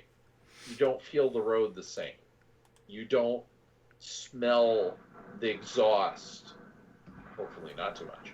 But unless your garage door is closed. To be said for those experiences. And very rarely can you really recapture those. Well, I was fortunate enough to fall in love with this a long time ago and get into it before it became what it is today, which kind of like the car hobby. A lot more people got into it, which is good for the hobby because so many more games are being found and saved, but it drives the price up. And I don't care what I paid for this stuff. I don't care for what it's worth. What I get is when I have an event, when I have a party, and it's watching the parents come over and they just smile from ear to ear and they enjoy that piece of their childhood that they can never get back, feeling that same way. And also kicking their kids' ass versus the Xbox, because these games are hard and the rest of that shit is for pussies. It's funny because one of the most popular games at Starcade is the Cockpit Star Wars. And you get a lot of parents who walk in and are like, "Oh, I gotta play this," and then they like sit there with the kids and like, "You need to get into this." The kids are like, "I can't do this." You know, the parents are just hooked on it. Yeah, it's a blast. I mean, and like, you know, you learn the things like, you know, you fly through the tower scene, you pull the heck out of the triggers because you can slow it down and overload the system, and it's a lot easier to shoot the stuff. Yeah. But the thing is, with that, there was a level of finesse because of the limited technology that you have to learn to be able to fully enjoy the game that is somewhat lost on the newer set of explosions, graphics, everything else. The reason these games stick around is because they were driven by the one main fact: the whole thing had to be fun. And you kind of look at what's popular in collecting, and the funnest games are always the most valuable. I mean, don't get me wrong. I love Spy Hunter. Most Spy Hunters are fabulous games. But Pac-Man will outsell Spy Hunter because millions more people played Pac-Man than Spy Hunter. Mm-hmm. So don't take it as an insult if your favorite game isn't loved and doesn't get as much recognition. But understand that those games that sold in the ultra high level category will always demand more attention, will always demand more money, because so many more people got exposed to them. And that's really it. A good game back then, you had 30 seconds to capture fun. And it cost $0.25. And back then, yeah, $0.25 was kind of a lot of money. Not like it is today, but you have to look at the economics to be able to appreciate what game am I going to create that are going to get people to pump the most quarters into these things. And that's why you see the ones that are always the shining example. They were the most fun. They gabbed the most quarters. Now, those of us in the later years that, like, say, Quantum. Quantum is really a complicated, fun game that was underappreciated, but there were economic factors against it, like the market crash. You know, the arcades were collapsing at the time.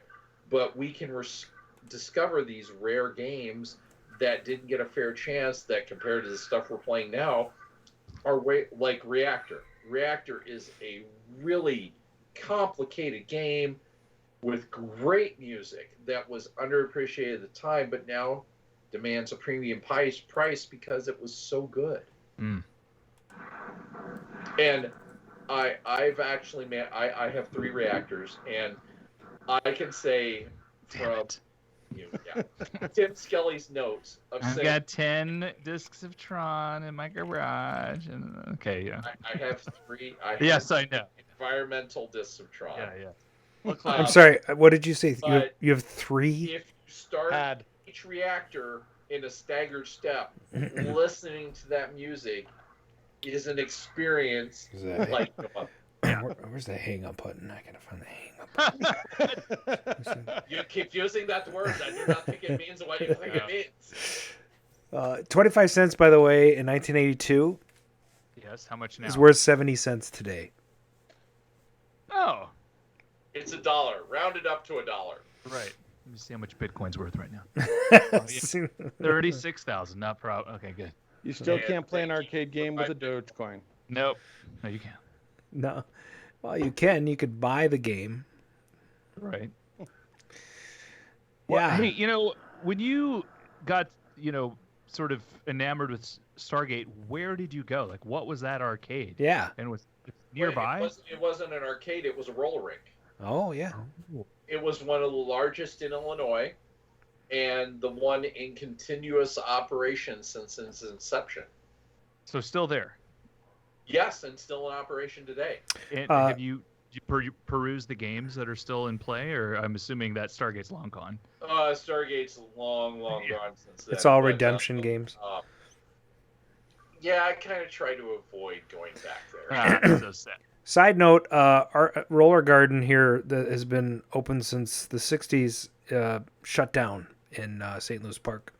And they are currently on Auction Masters, auctioning off their ice balls and vending machines and all of their redemption games and skates and all that stuff.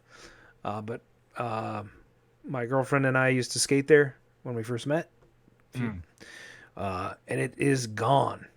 So, damn. That's the 3rd roller rink in Minnesota to close down in the last year. Is Skateville still open in Burnsville? I think it is. It is the one in Woodbury.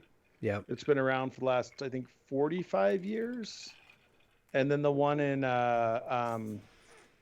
not Maple Grove, Maplewood. Yeah. Shut down. Now I live in Wonder Lake, Illinois, and the closest roller rink was in McHenry, and 3 teenage boys just burned it to the ground. Oh, jeez. Are they in jail? Now hold on. The good thing about that, and I hate to say it that way, is the landlord who'd been renting to them for 30 plus years decided to kick them out the roller rink, so they could no longer operate the roller rink there because he was going to sell it. So I wouldn't be surprised if someone involved in that situation put those boys up to torching the old roller. Oh, yeah. And so it's really sad that a place that you've patronized and you've supported and for whatever reason can't continue on. Yeah.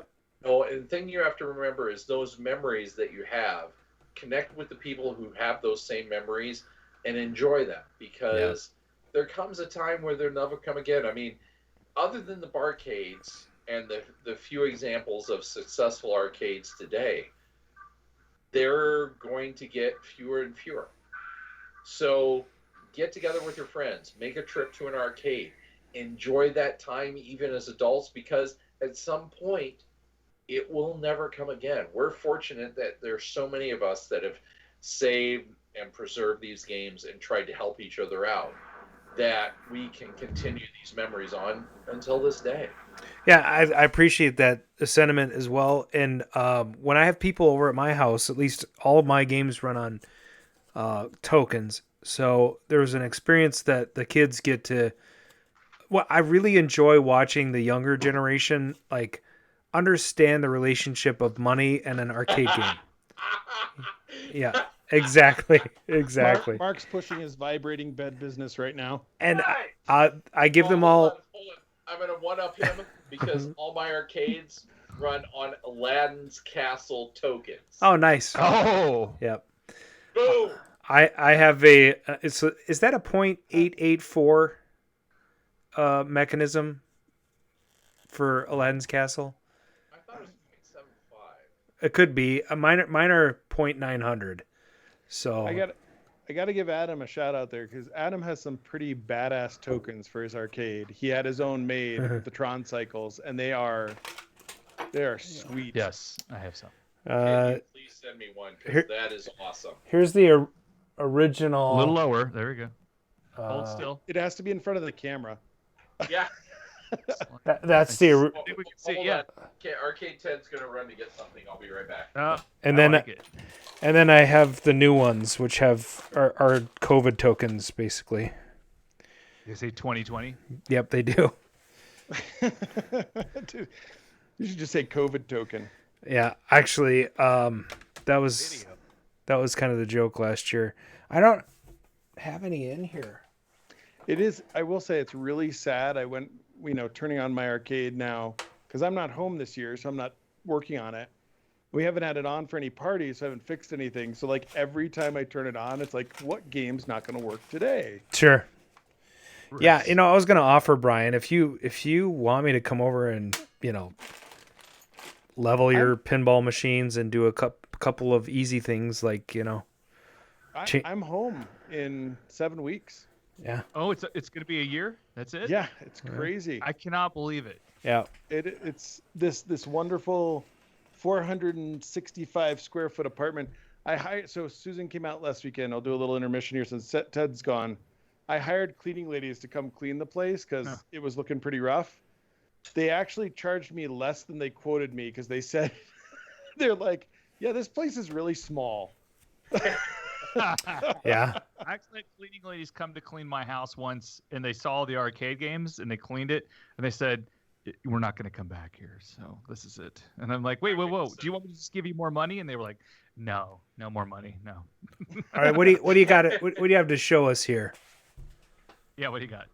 Oh my God. Oh. Wait a second. What is this? Where did you get that? Well, that's an arcade story on its own. This came with one of my 3 environmental discs of Tron. This wasn't a promo. This is a limited from back in the day. Are you kidding me? Disney. That thing's probably worth like a gajillion dollars.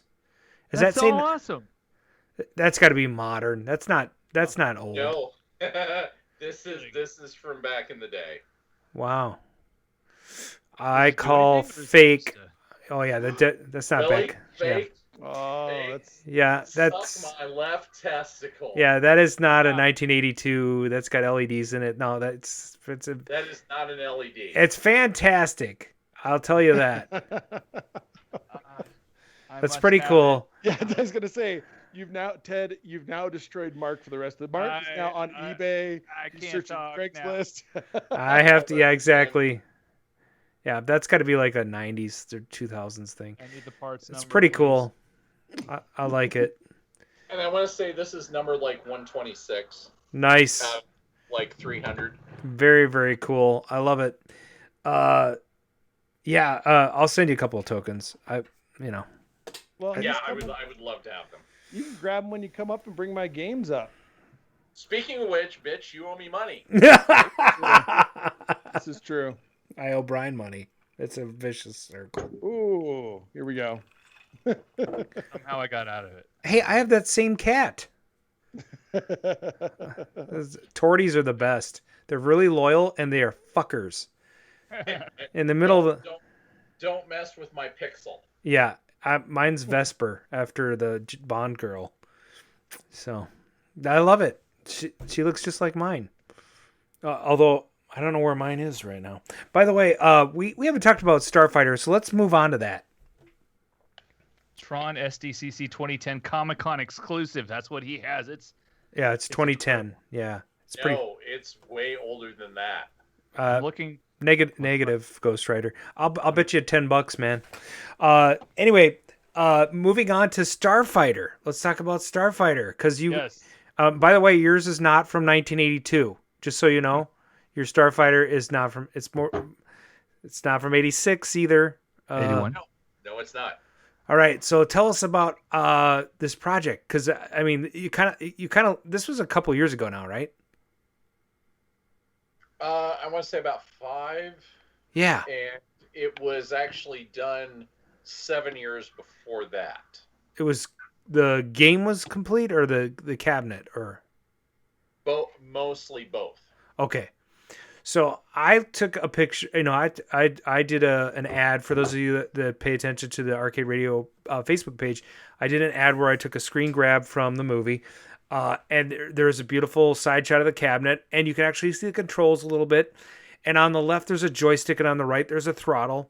And there's assumedly some buttons and all that sort of thing. And in the film, you don't get to see the game very much.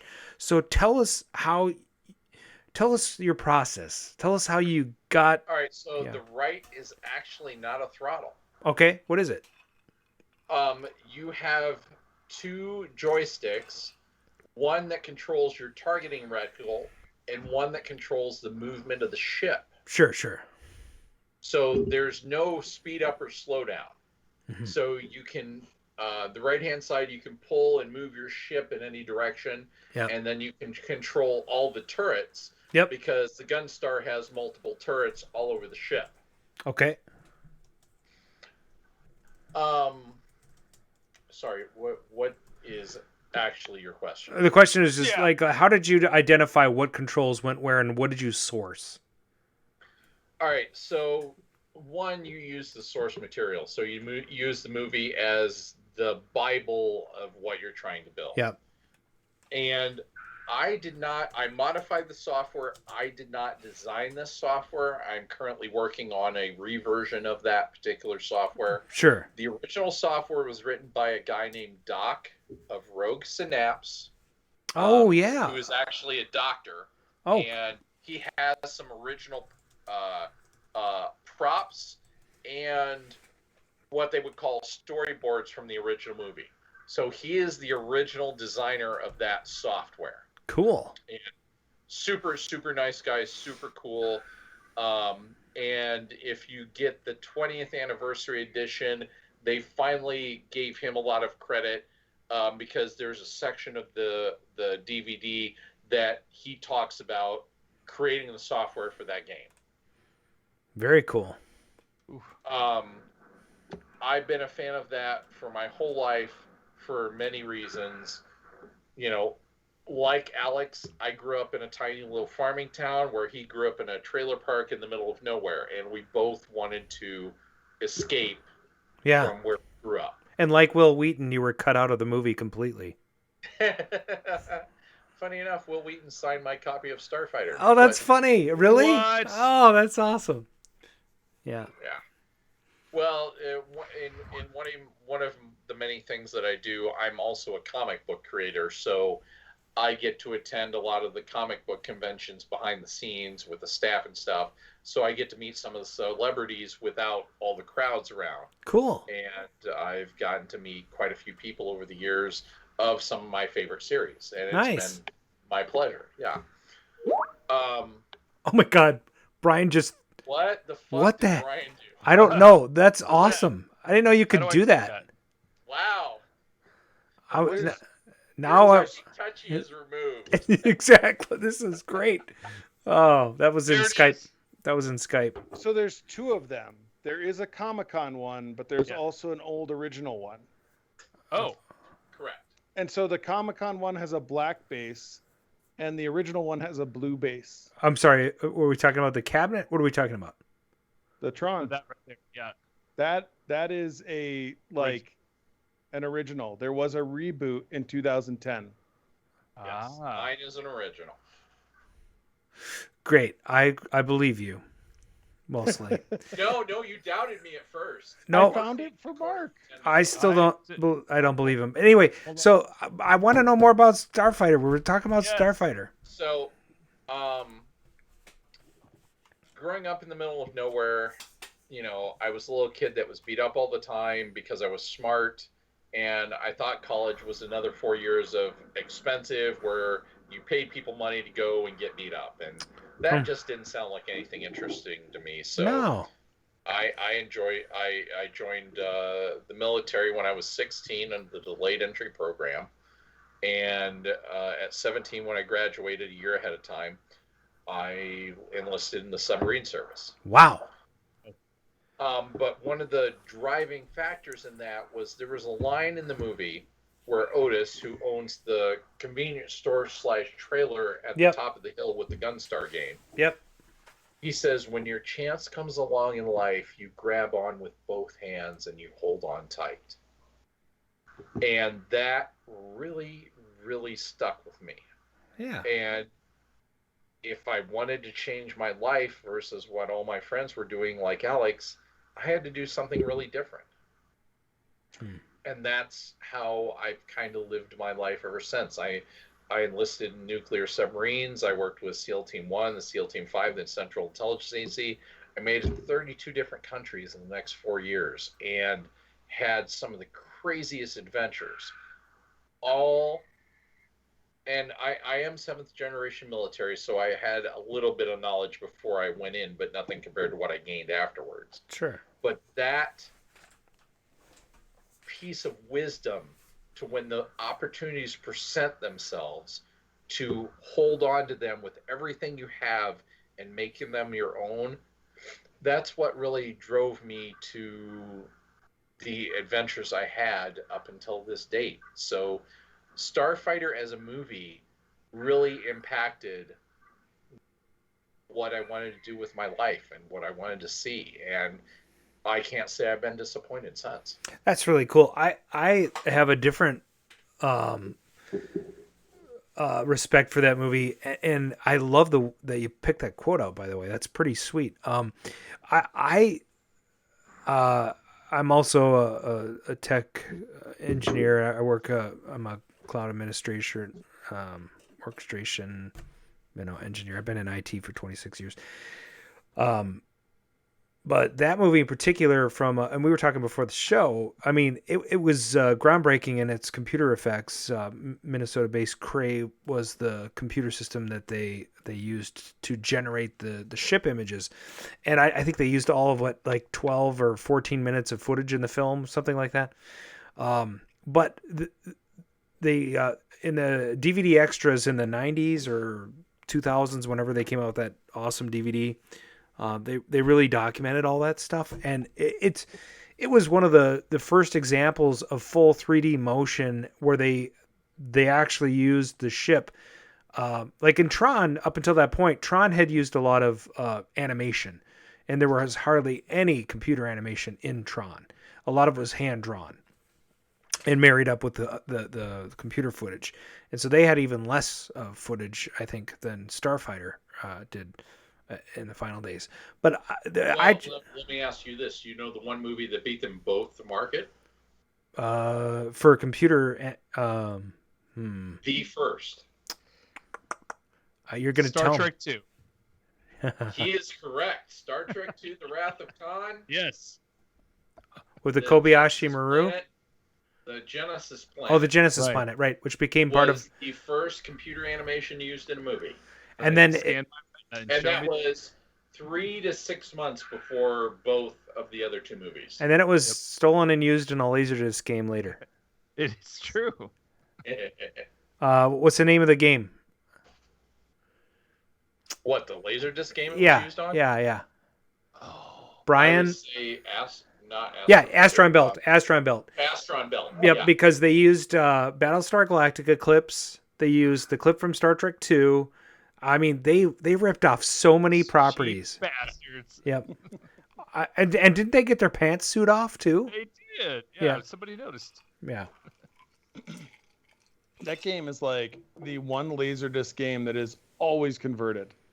Astron Belt. I mean, you very rarely see a like dedicated original Astron. I mean, people bring them back now, but like Right.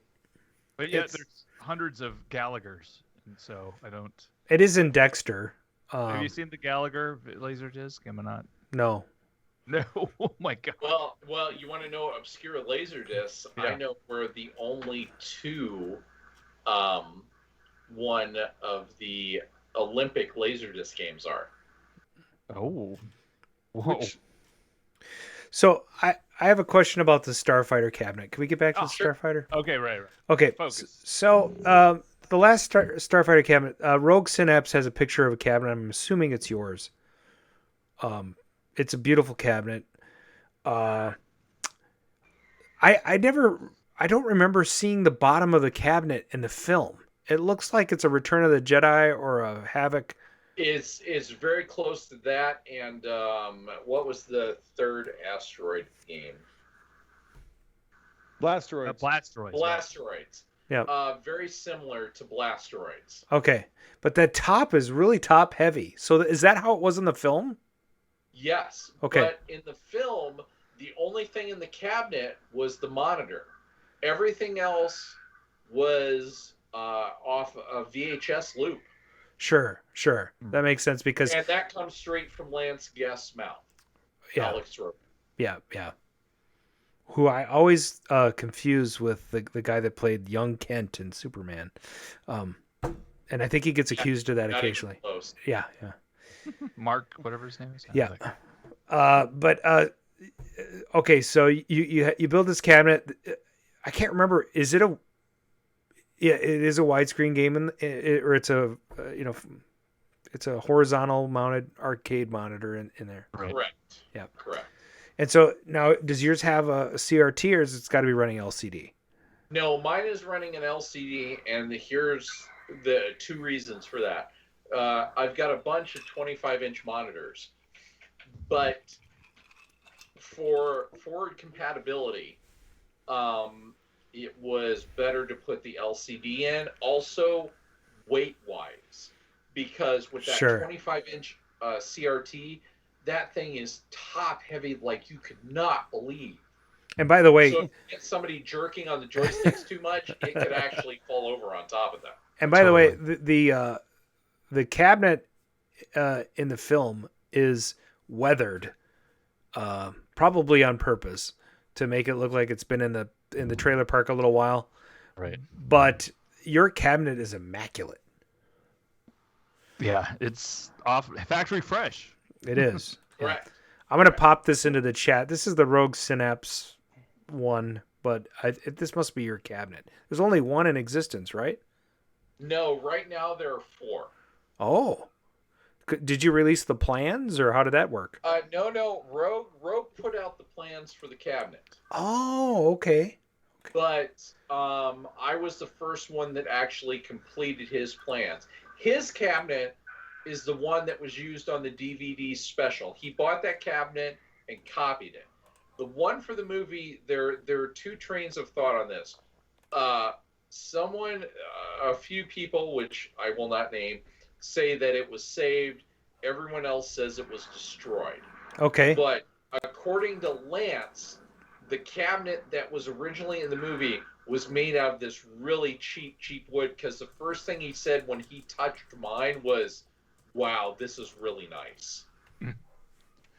Well, and I gotta, one of the things, attention to detail on some stuff is, really impressive. And I gotta give Ted a lot of credit, because the other starfighters that are out there, if you look at the joysticks, they just use like Topfire joysticks. And like, there's a couple pictures where they use like the cheap Chinese ones. Ted's machine in profile looks exactly like the original. The joysticks are the same shape. The buttons on the top are the same shape. I mean, that's something I really find amazing when people do stuff like that, because it's easy to just go out, not easy, but it's easier to go out and buy something that works as well. It really takes a certain amount of dedication to say, no, I'm going to take all the information I can get and make it look as close to as the original as I can get, even if that's not available. Yeah, and I can tell you the buttons they used back in the day, if you look, they were equipment buttons, because they were machined aluminum that were anodized, those red. The only reason I know this is my dad had a ton of, not the same button, but similar types. Sure. And you can tell where they pulled those parts from.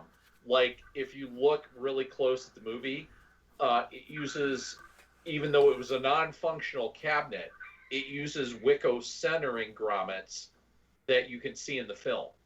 Interesting. Well, That's awesome. Now I want to go and rewatch the movie. I haven't seen it in several years. I own it, so. Buy the 4K version. Yeah. There is a limited run of those, and it is worth every freaking penny. Really? Cool. Yeah.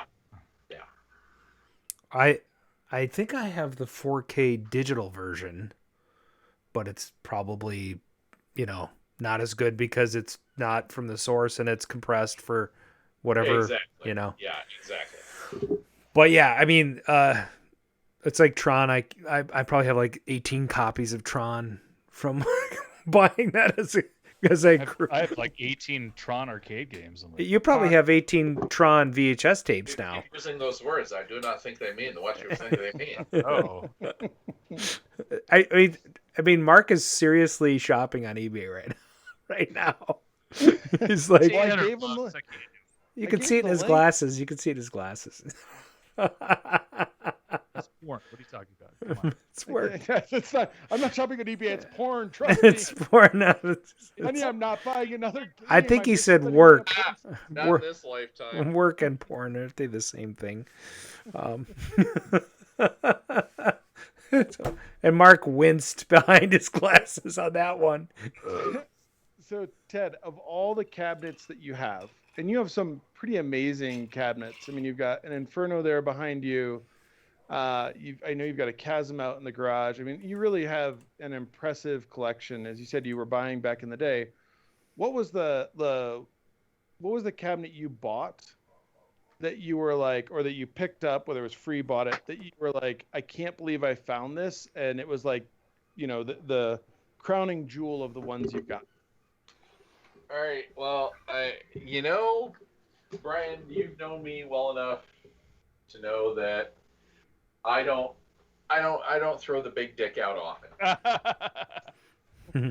Oh boy, listeners, I want to caution you right now. Yeah, pants are coming off. We're going down that road. Oh, hey, we just picked up 18 users. Eagle. Oh, interesting. I've never heard of that. Which one of the is that one of the four? Yeah, I gotta adjust it here. No, where's the? It was there. You had it there. Who does this say it's made by? Williams. This is Williams Electronics. All right. So for the chatters, since you're on a lag, let's see who knows what that's a control panel for. Because he hasn't said yet. Hold on. Arcade Hell is not allowed to talk about this. It says Just Eagle. program that. It says Eagle. But it's isn't that one of those cabinets where 4 of them were supposed to be connected? Am I remembering this correctly? I know. Maybe. Arcadiology and the arcade that wipes your memory are coming for you. Do you have 4? Does he have 4 of them? Predators. That's it. Yes. There is no cabaret of that game, so whoever said that is full of shit. No. Well, no, the Eagle Cabaret is a different company. Not even the same. It's Smurfs. Brett says it's Smurfs 4-player. Smurfs 4-player. You gotta love your friends when they get your back like that. And that's good times right there. So what? I mean, I know I'm asking a rhetorical question because I know the answer to this, but what's Predators? So, Predators was a prototype, first of its kind, 4-player game.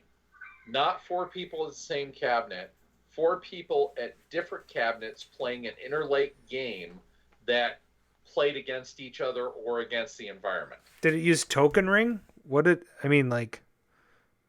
I at this point in time can't go into some of the more technical details. I know them, but there will be possibly, if you guys are interested, a 1-up. Okay, vote him off the fuck. It's so funny because you're almost completely off camera now, which is there you go. So, but yeah, I mean, that's great. And who cares? Whoever's listening to this later is like, these guys are a bunch of drunk assholes. Why are we listening to this podcast? So, but yeah, so that's really cool. Hold on. Let me answer one question, Chad. Okay. Billy 7. Yes, at some point I will bring that game to the Midwest Gaming Classic. God damn you. Wow. I'm going to have to go to the freaking MGC. Yeah, I told you. That would be a good lure. Bring your man card. Come to the Midwest Gaming Classic. My man card. You have a 1-up. It's questionable. Mm-hmm. No, I have 2 1-ups. Okay, never mind. You have no man card left. It's been shredded. Ta-da! I don't have to go. Thank God for that. Driving in blizzards. Nah. So I actually hold on. I do want to say this. I was going to save this for the end, but I'll do it now since we're on that topic. All right. This involves one of my best friends who's in the UK, Dominic, and we will hopefully, if you guys are interested, doing a whole podcast about this particular game. There it goes. Predators. Nice. Why does because the control panels maybe have different roles? Is Eagle one role? Yes. Correct. Okay. Each bird has a different role in the game.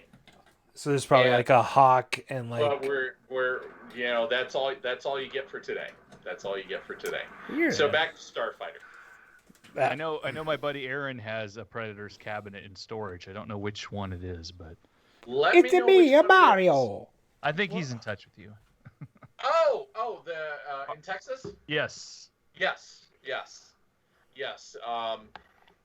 Actually, someone here got my art sent to him.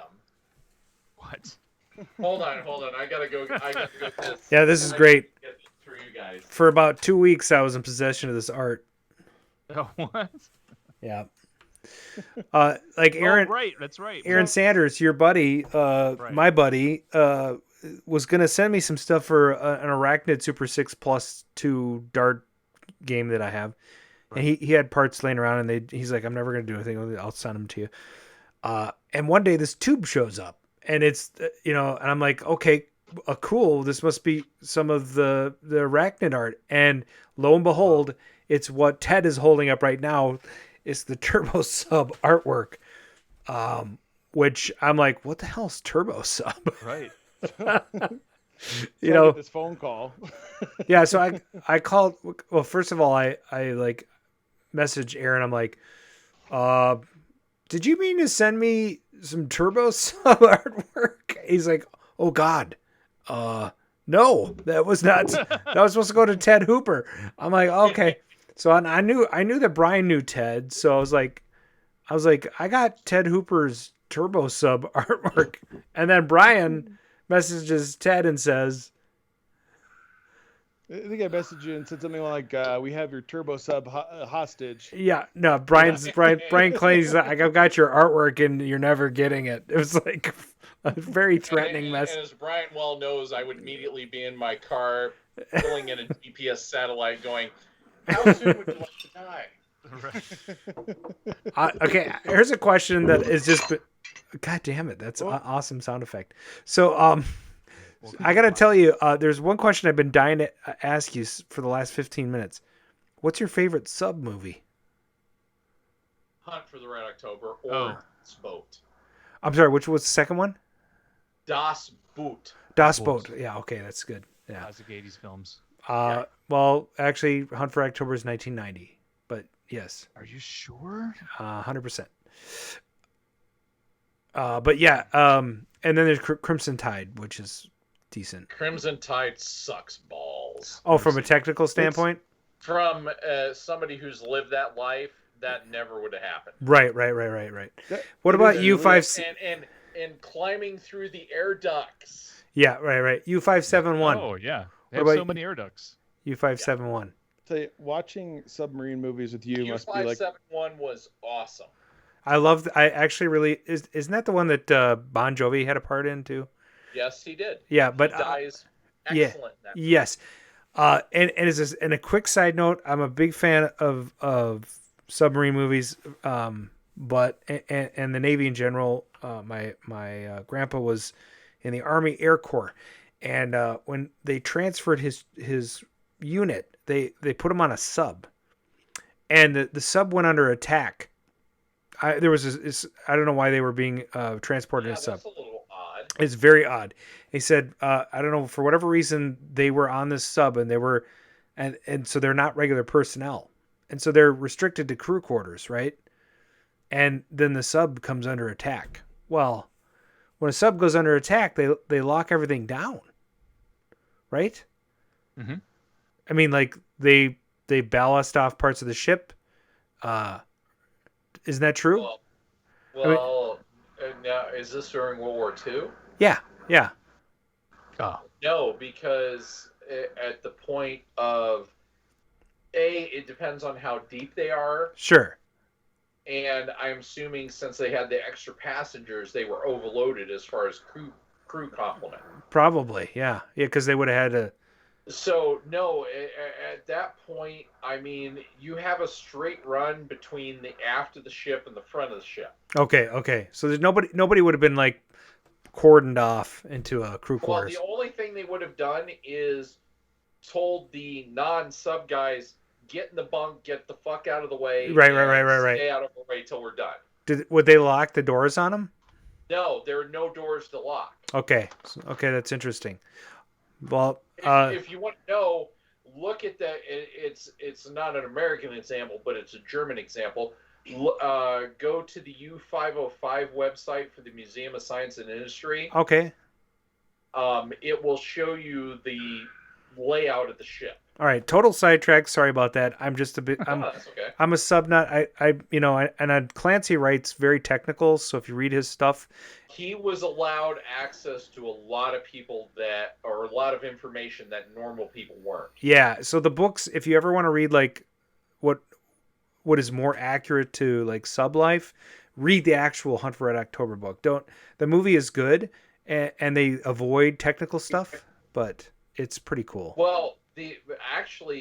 I read the book, and funny enough, how much do you remember the book? I haven't touched it in 20 years, so. Okay, I'm going to ask you to pull up your Wayback memory. But what submarine did the U.S. sacrifice on the bottom of the seafloor to act as the wreckage of the Red October? Oh, I don't remember. The USS John Marshall. Interesting. Which was the first ship I served on. Oh wow. Okay, I'm gonna do my homework, but this conversation should take. You and I could have a lot. Yeah, we should totally talk about this off the air because I'm really interested in it. But well, actually, so Billy Seven just brought up an intro, and there's a U505 Mold-A-Rama souvenir. Oh, very cool. Yeah. Oh, we And just Billy tied it Seven into. is one of our local Minnesota guys that owns a Mold-A-Rama. Yeah. Want to hear something funny? There was for years at the Museum of Science and Industry a lunar lander. My friend Mark Horker owns the lunar lander from the Museum of Science and Industry. Really? Yeah. That is really cool, man. And in the basement of the Museum of Science and Industry, there are 27 Laserdisc players that work for Firefox. Wow. Because Wow. back in the day, that is what they ran all their displays on, of Interesting. video. I love Laserdisc. Such an awesome format. Bye-bye. All right. Let's I mean, we're kind of running long here and it's fine, but what I'd like to do is Sorry, back to Starfighter. No, that's Starfighter. It's cool. You guys check it out. Look. Just search for Ted Hooper Starfighter. It's a freaking awesome cabinet. You did a great job. There's a video where somebody interviews you at nauseam. Check it out. That would be at the Deep Fried Southern Gaming Expo, which was where I hung out with Lance Guest. I would love. My cabinet is the first cabinet he ever played. Oh. He's more of a pinball guy Yeah. than is a arcade guy. Yeah, for sure. Now, So I got him to sign it two ways, and thanks to a friend of mine's wife, yeah. signed it as Alex Rogan. Okay. And That the is. beta unit.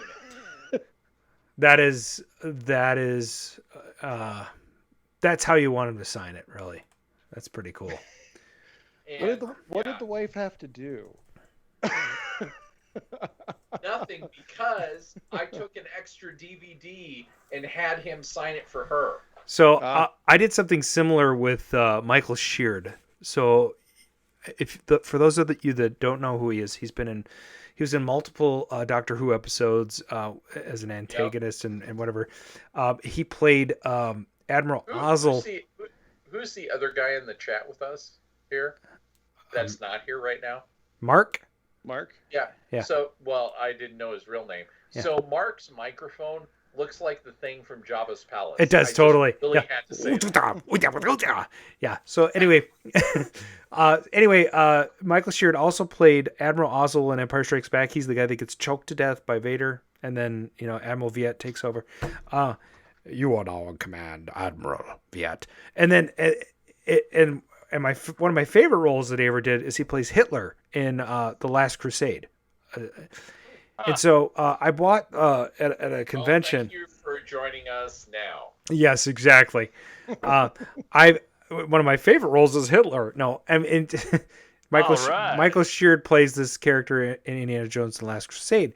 And in the film, you remember when Indiana Jones falls down, he has this diary, and he stands up, and he's standing right in front of Hitler. And Hitler takes his diary, and he looks at it, and he signs it.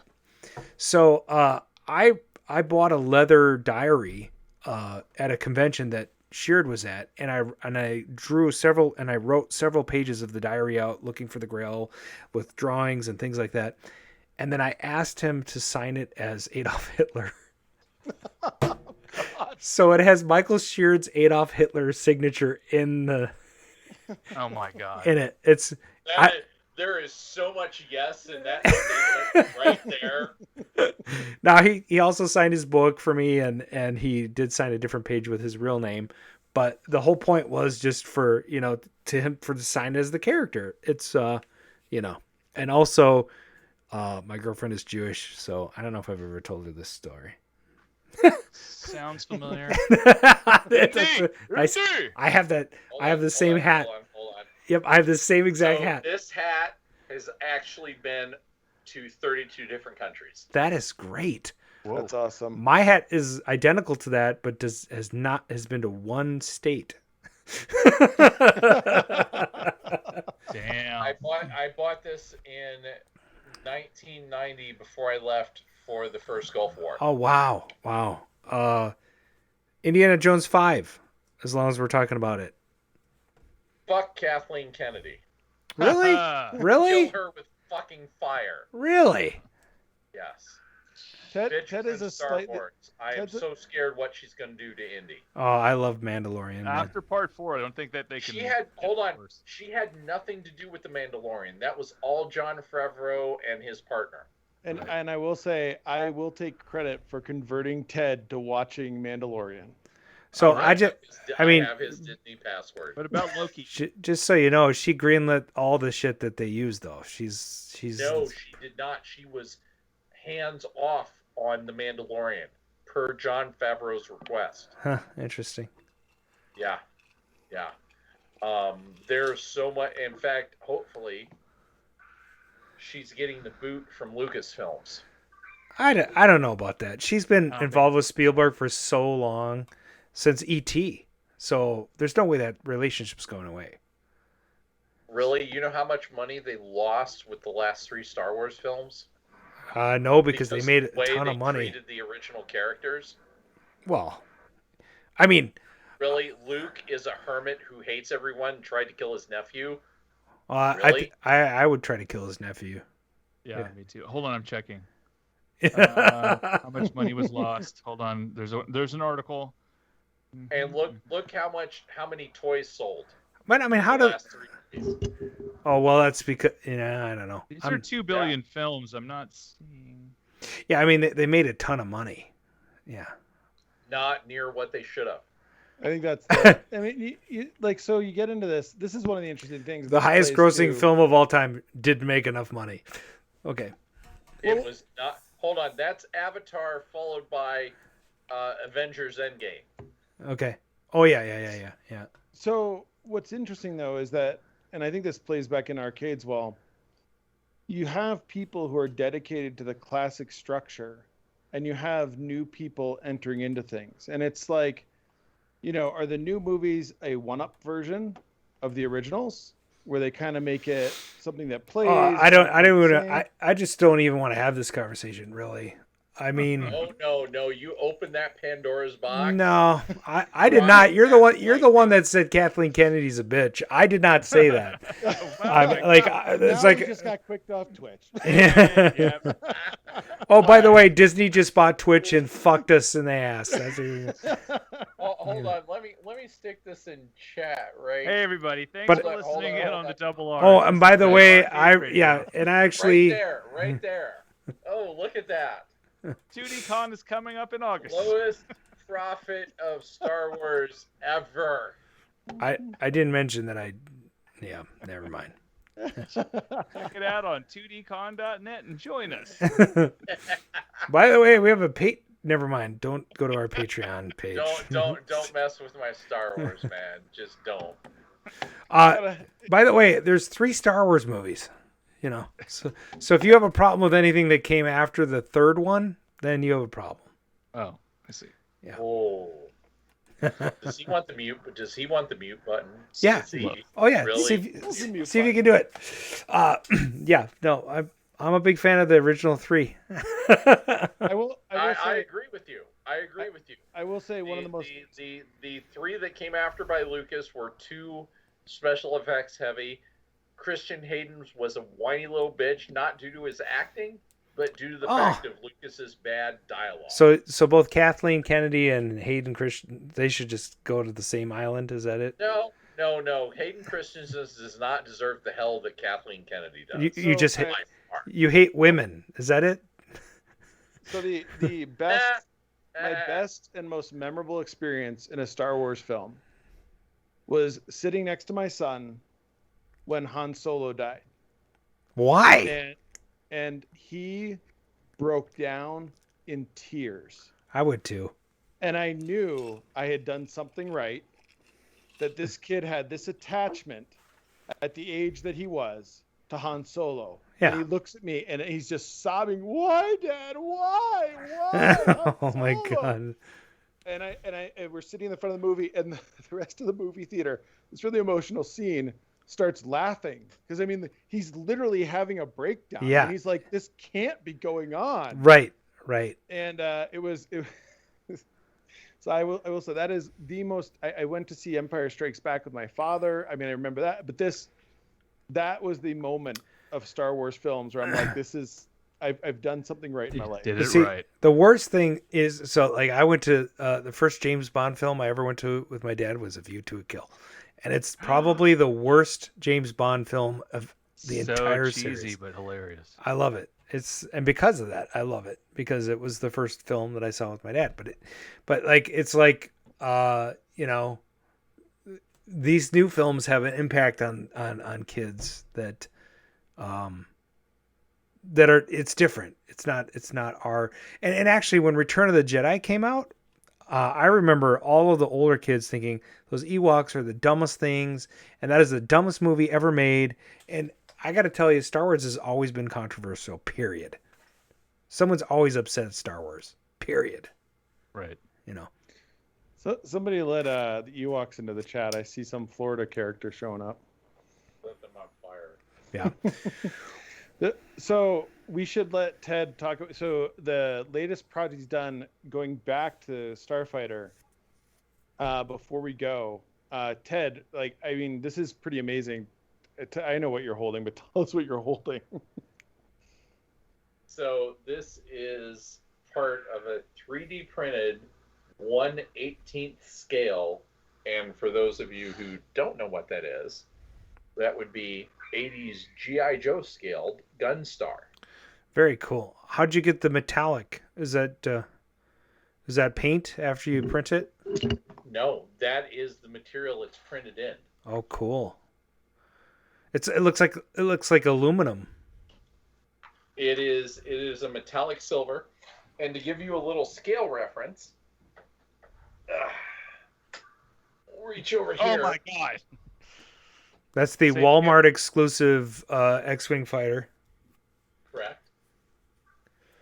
Oh man. This is the front engine. So can you pull up a image of the Gunstar? I can put a link in the chat for sure. I'd appreciate that. Yeah, thank you.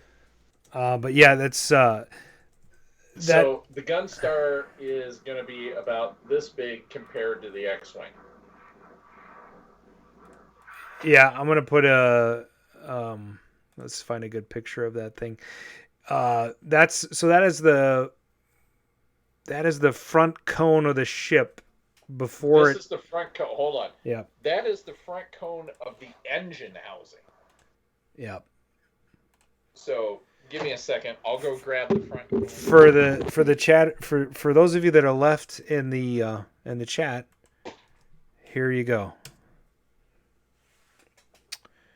Last Starfighter on the Atari was great. I don't remember that, Brian. We generally just ignore Brian. Well, You have to acknowledge for the 2600.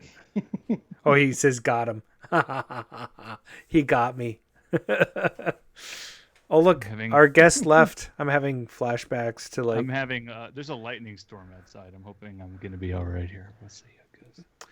Oh, you hasn't been a flicker yet. You're good. Well, all of this is on UPS. Oh, nice. Really? All of that? Very cool. So what are we looking at now? Hold on. Oh, that's the inside of it. Very cool. Yeah, I noticed your G.I. Joe 80s guy font on your Facebook page. Pretty freaking cool.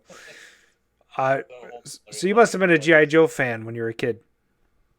Huge. Did you? What'd you think? What'd you think of the parody public service announcements they did? And knowing is half the battle. Yeah. I mean, there. If you guys want, look up parody G.I. Joe, and you'll find it. They're funny as hell. Shit. The best parody of G.I. Joe that's ever been done was done by The Office, where the whole episode was animated. Oh yeah. The Office characters end up in the G.I. Joe universe. Yeah, that is gold. Well, I think we need to have Ted. So I think when the Project Predators gets a little bit further along, we should have Ted and Dom on the show to talk about what's going on with that, because that's a game that I think there was only like 1 or 2 of, and it's a. And we shouldn't talk about this? Well, that we have mentioned that's going on because Jason Kopp is in the process of testing the Cosmic Chasm board. Hopefully, maybe at some point, if we can get him a cure for the ADHD. No, I found the cure for that. It's my boot. or this. Or maybe that. Or hold on, there's more. Wait, and if you order now. Oh, I recognize that. What is that? I heard some kind of girl's voice. What the hell? What was that? Go. What the hell? Bottom massage. G.I. Joe! Oh, there you go. What's a body Hold massage? on, now, Who wants a bottom massage? do this, so I gotta flip on the lights here for a minute. Because Uh-oh, now the pants are going. yeah, he did this, so it's all his fault. Massage machine. Go. What the hell? Bottom massage. G.I. Joe! That's the bad G.I. Joe. You gotta find the good one. The one with Bruce Willis, or what are we? So, Ooh, that sounded cool. look up here. What's a body massage? G.I. Joe. That's great. Yeah, so If you look up there are 2 original pages from the G.I. Joe comic book published by Marvel, by the original artist. yeah, you're a Marvel guy all the way, right? No, I like DC too. I like Batman, but they kind of F that up. Sure. Did you like the I recreated that with the Warthog and the F-14 Tomcat. Oh, cool. And up there you have the ME-262 along with like Spider-Man number 10, X-Men number 3. Wow. The September 11th version of Captain America. You've got a C-130 up high and Alex Ross Captain America. The silent interlude version of G.I. Joe along with a personal drawing from Larry Hama, who created pretty much all the backstory for all the characters for G.I. Joe. G.I. Joe. Battlestar Galactica, Indiana Jones, and the original Transformers. Wait a minute, Battlestar Galactica? Yeah. Where is it? Hold on. It's easier for me to just grab it at this point. I like that mouse. It's got all kinds of hot buttons on it. She's dead sexy. Yeah. Oh, yeah. Actually, I think I have that. That is, yeah. I actually have a giant version of the Battlestar Galactica movie comic. Well, and here's some more interesting things for you. Oh, 1942. Artwork. Williams. They licensed it. Yes. Interesting. I did not know that. And then another obscure little friend. Namco Dragon Saber. Which is a sequel to Atari's Dragon Spirit. Spirit. So if anybody out there knows where the marquee, or not the marquee, but the bezel is in the control panel overlay, please send some images my way. Oh, interesting. So I saw Inferno, Solar Quest, and that is an original Agent X. Correct. And Dragon Spirit, which Brian is holding my control panel fucking hostage to.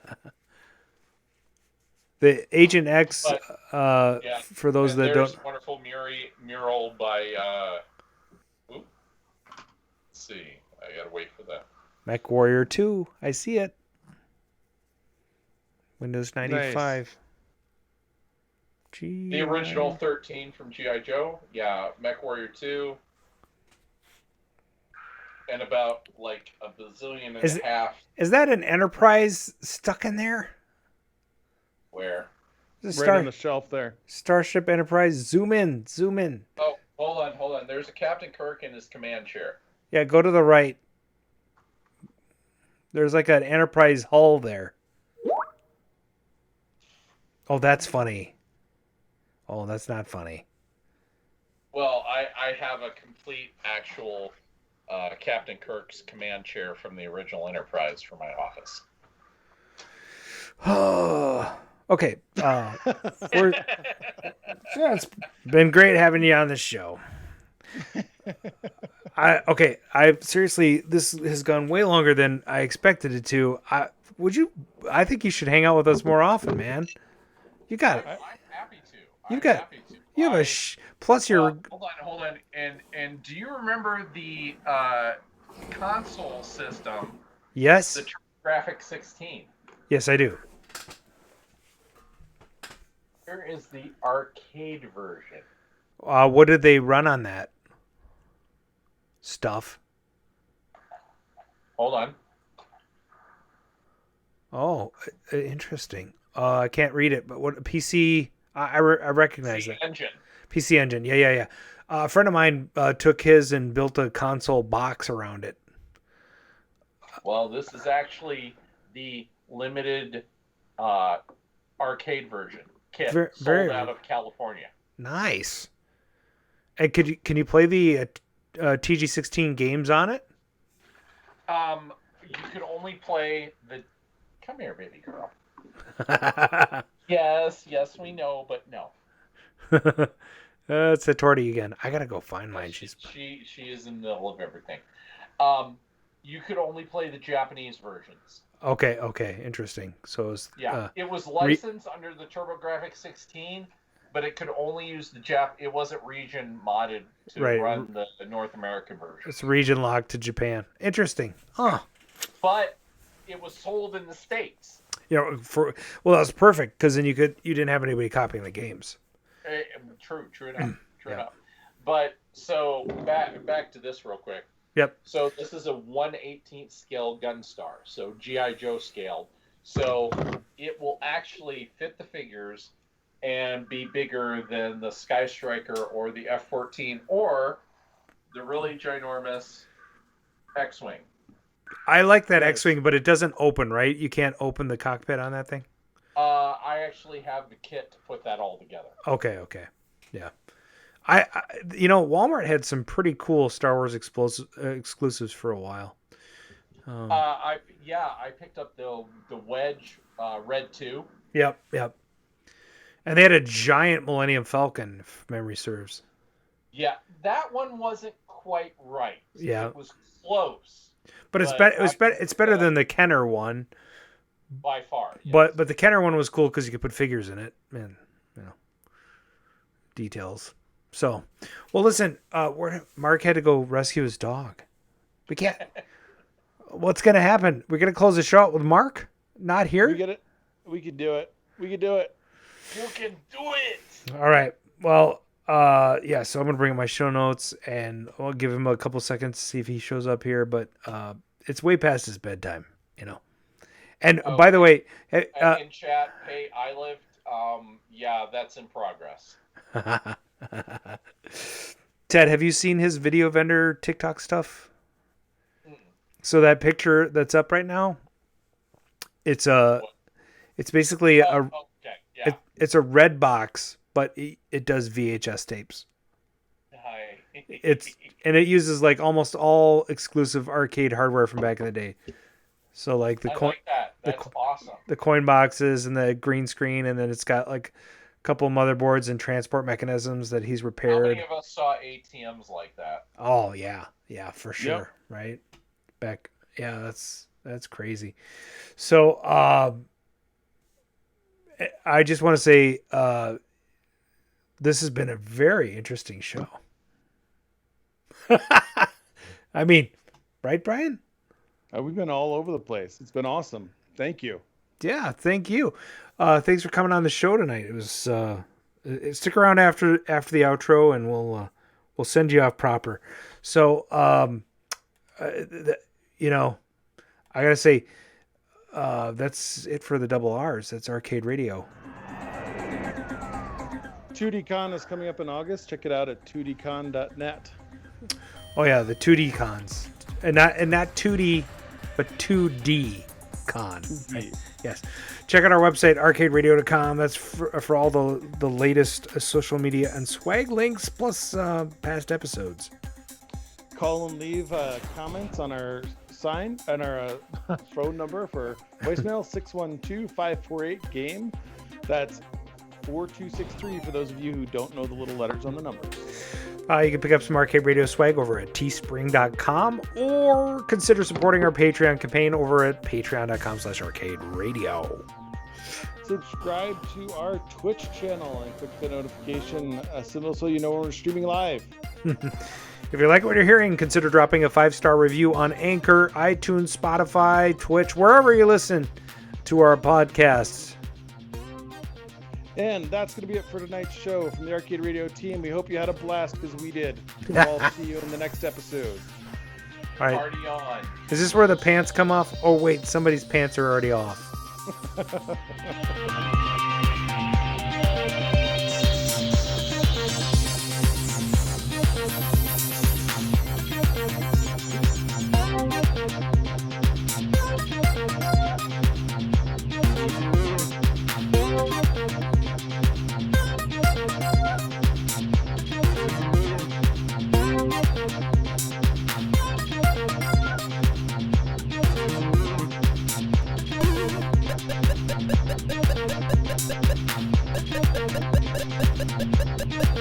Thank you.